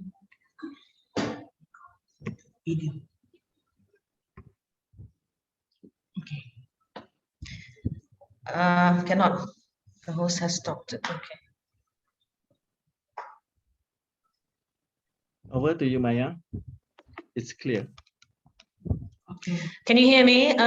Yes. All right, here I am again. Okay. There's always these technical glitches that we have to go through and deal with. Terima kasih banyak-banyak, Mr. Abdul Wahid. Thank you so much for your closing comments. And the organizers have created a website which has a collection of all the conference sessions. So, and we will update information from the session there as well very soon. So check them out at acb2020.aseanbiodiversity.org for details. We have now officially reached the end of the program for today. The finale of the third ASEAN Conference on Biodiversity, which has turned out to be a first fully virtual conference session. A big thank you to our keynote speakers, our speakers from the ASEAN member states and the sectors, and to all of you attending today. We're grateful that you have spent the day with us, and we hope to see you at the next conference. My heartfelt thanks also, of course, to ACB and KeTSA for allowing me to be part of this program and for me to also capture as much information as I can from all the experts today. It is instrumental for the ASEAN citizens to live in harmony with nature. So do follow ACB's social media accounts: Facebook, Instagram, Twitter, YouTube, LinkedIn. There's a whole variety of accounts there to follow depending on your preference. So communication is most important. So it's good to have the social media connections. Follow our social, follow our social media accounts. So as you can see there. Okay, done. Speaking of ACB's activities that we can be part of, there is an ongoing campaign, a campaign called #We Are ASEAN Biodiversity, Our Home, Our Lives, Our Story. Launched during the global celebration of 2021's International Day of Biological Diversity, to encourage everyone to take a more active role in biodiversity, conservation, and sustainable use of biological resources. Please visit the campaign website, weare.aseanbiodiversity.org, to learn more and to know the ASEAN personalities who are one with ASEAN biodiversity. And so the official campaign video will be played in just a few moments. Please stay tuned for that. And that's it, everybody. Thank you for joining us here today at the 3rd ASEAN Conference for Biodiversity. I am Maya Karin and I am ASEAN Biodiversity.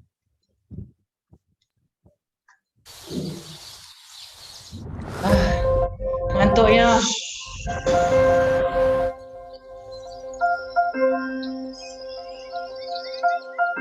We are citizens of the earth.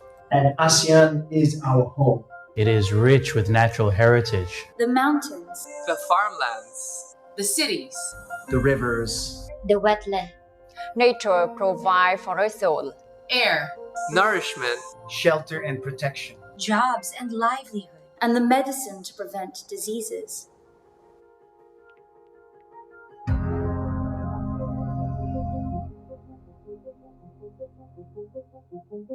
But humankind has taken more than nature can provide. What was convenient for us has become harmful for all life on Earth. We have caused a crisis that is slowly destroying nature, affecting us all. It is time to set things right. We can still mend our broken relationship with nature. And with each other.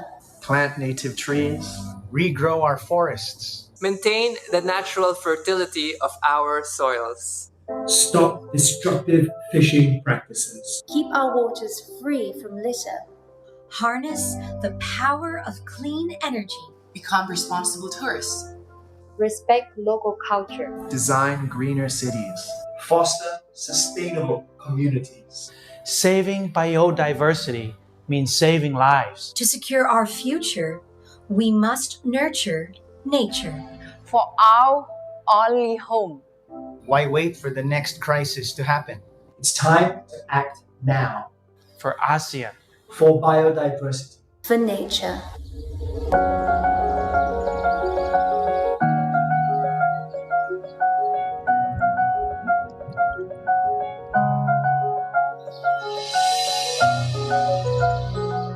Ako ay bahagi ng solusyon. เราคือส่วนหนึ่งของการแก้ปัญหา Tôi là một phần của giải pháp. I am the part of the solution. I am part of the solution. I am part of the solution. I am part of the solution. I am part of the solution. I am part of the solution. I am part of the solution. We are part of the solution. Are you?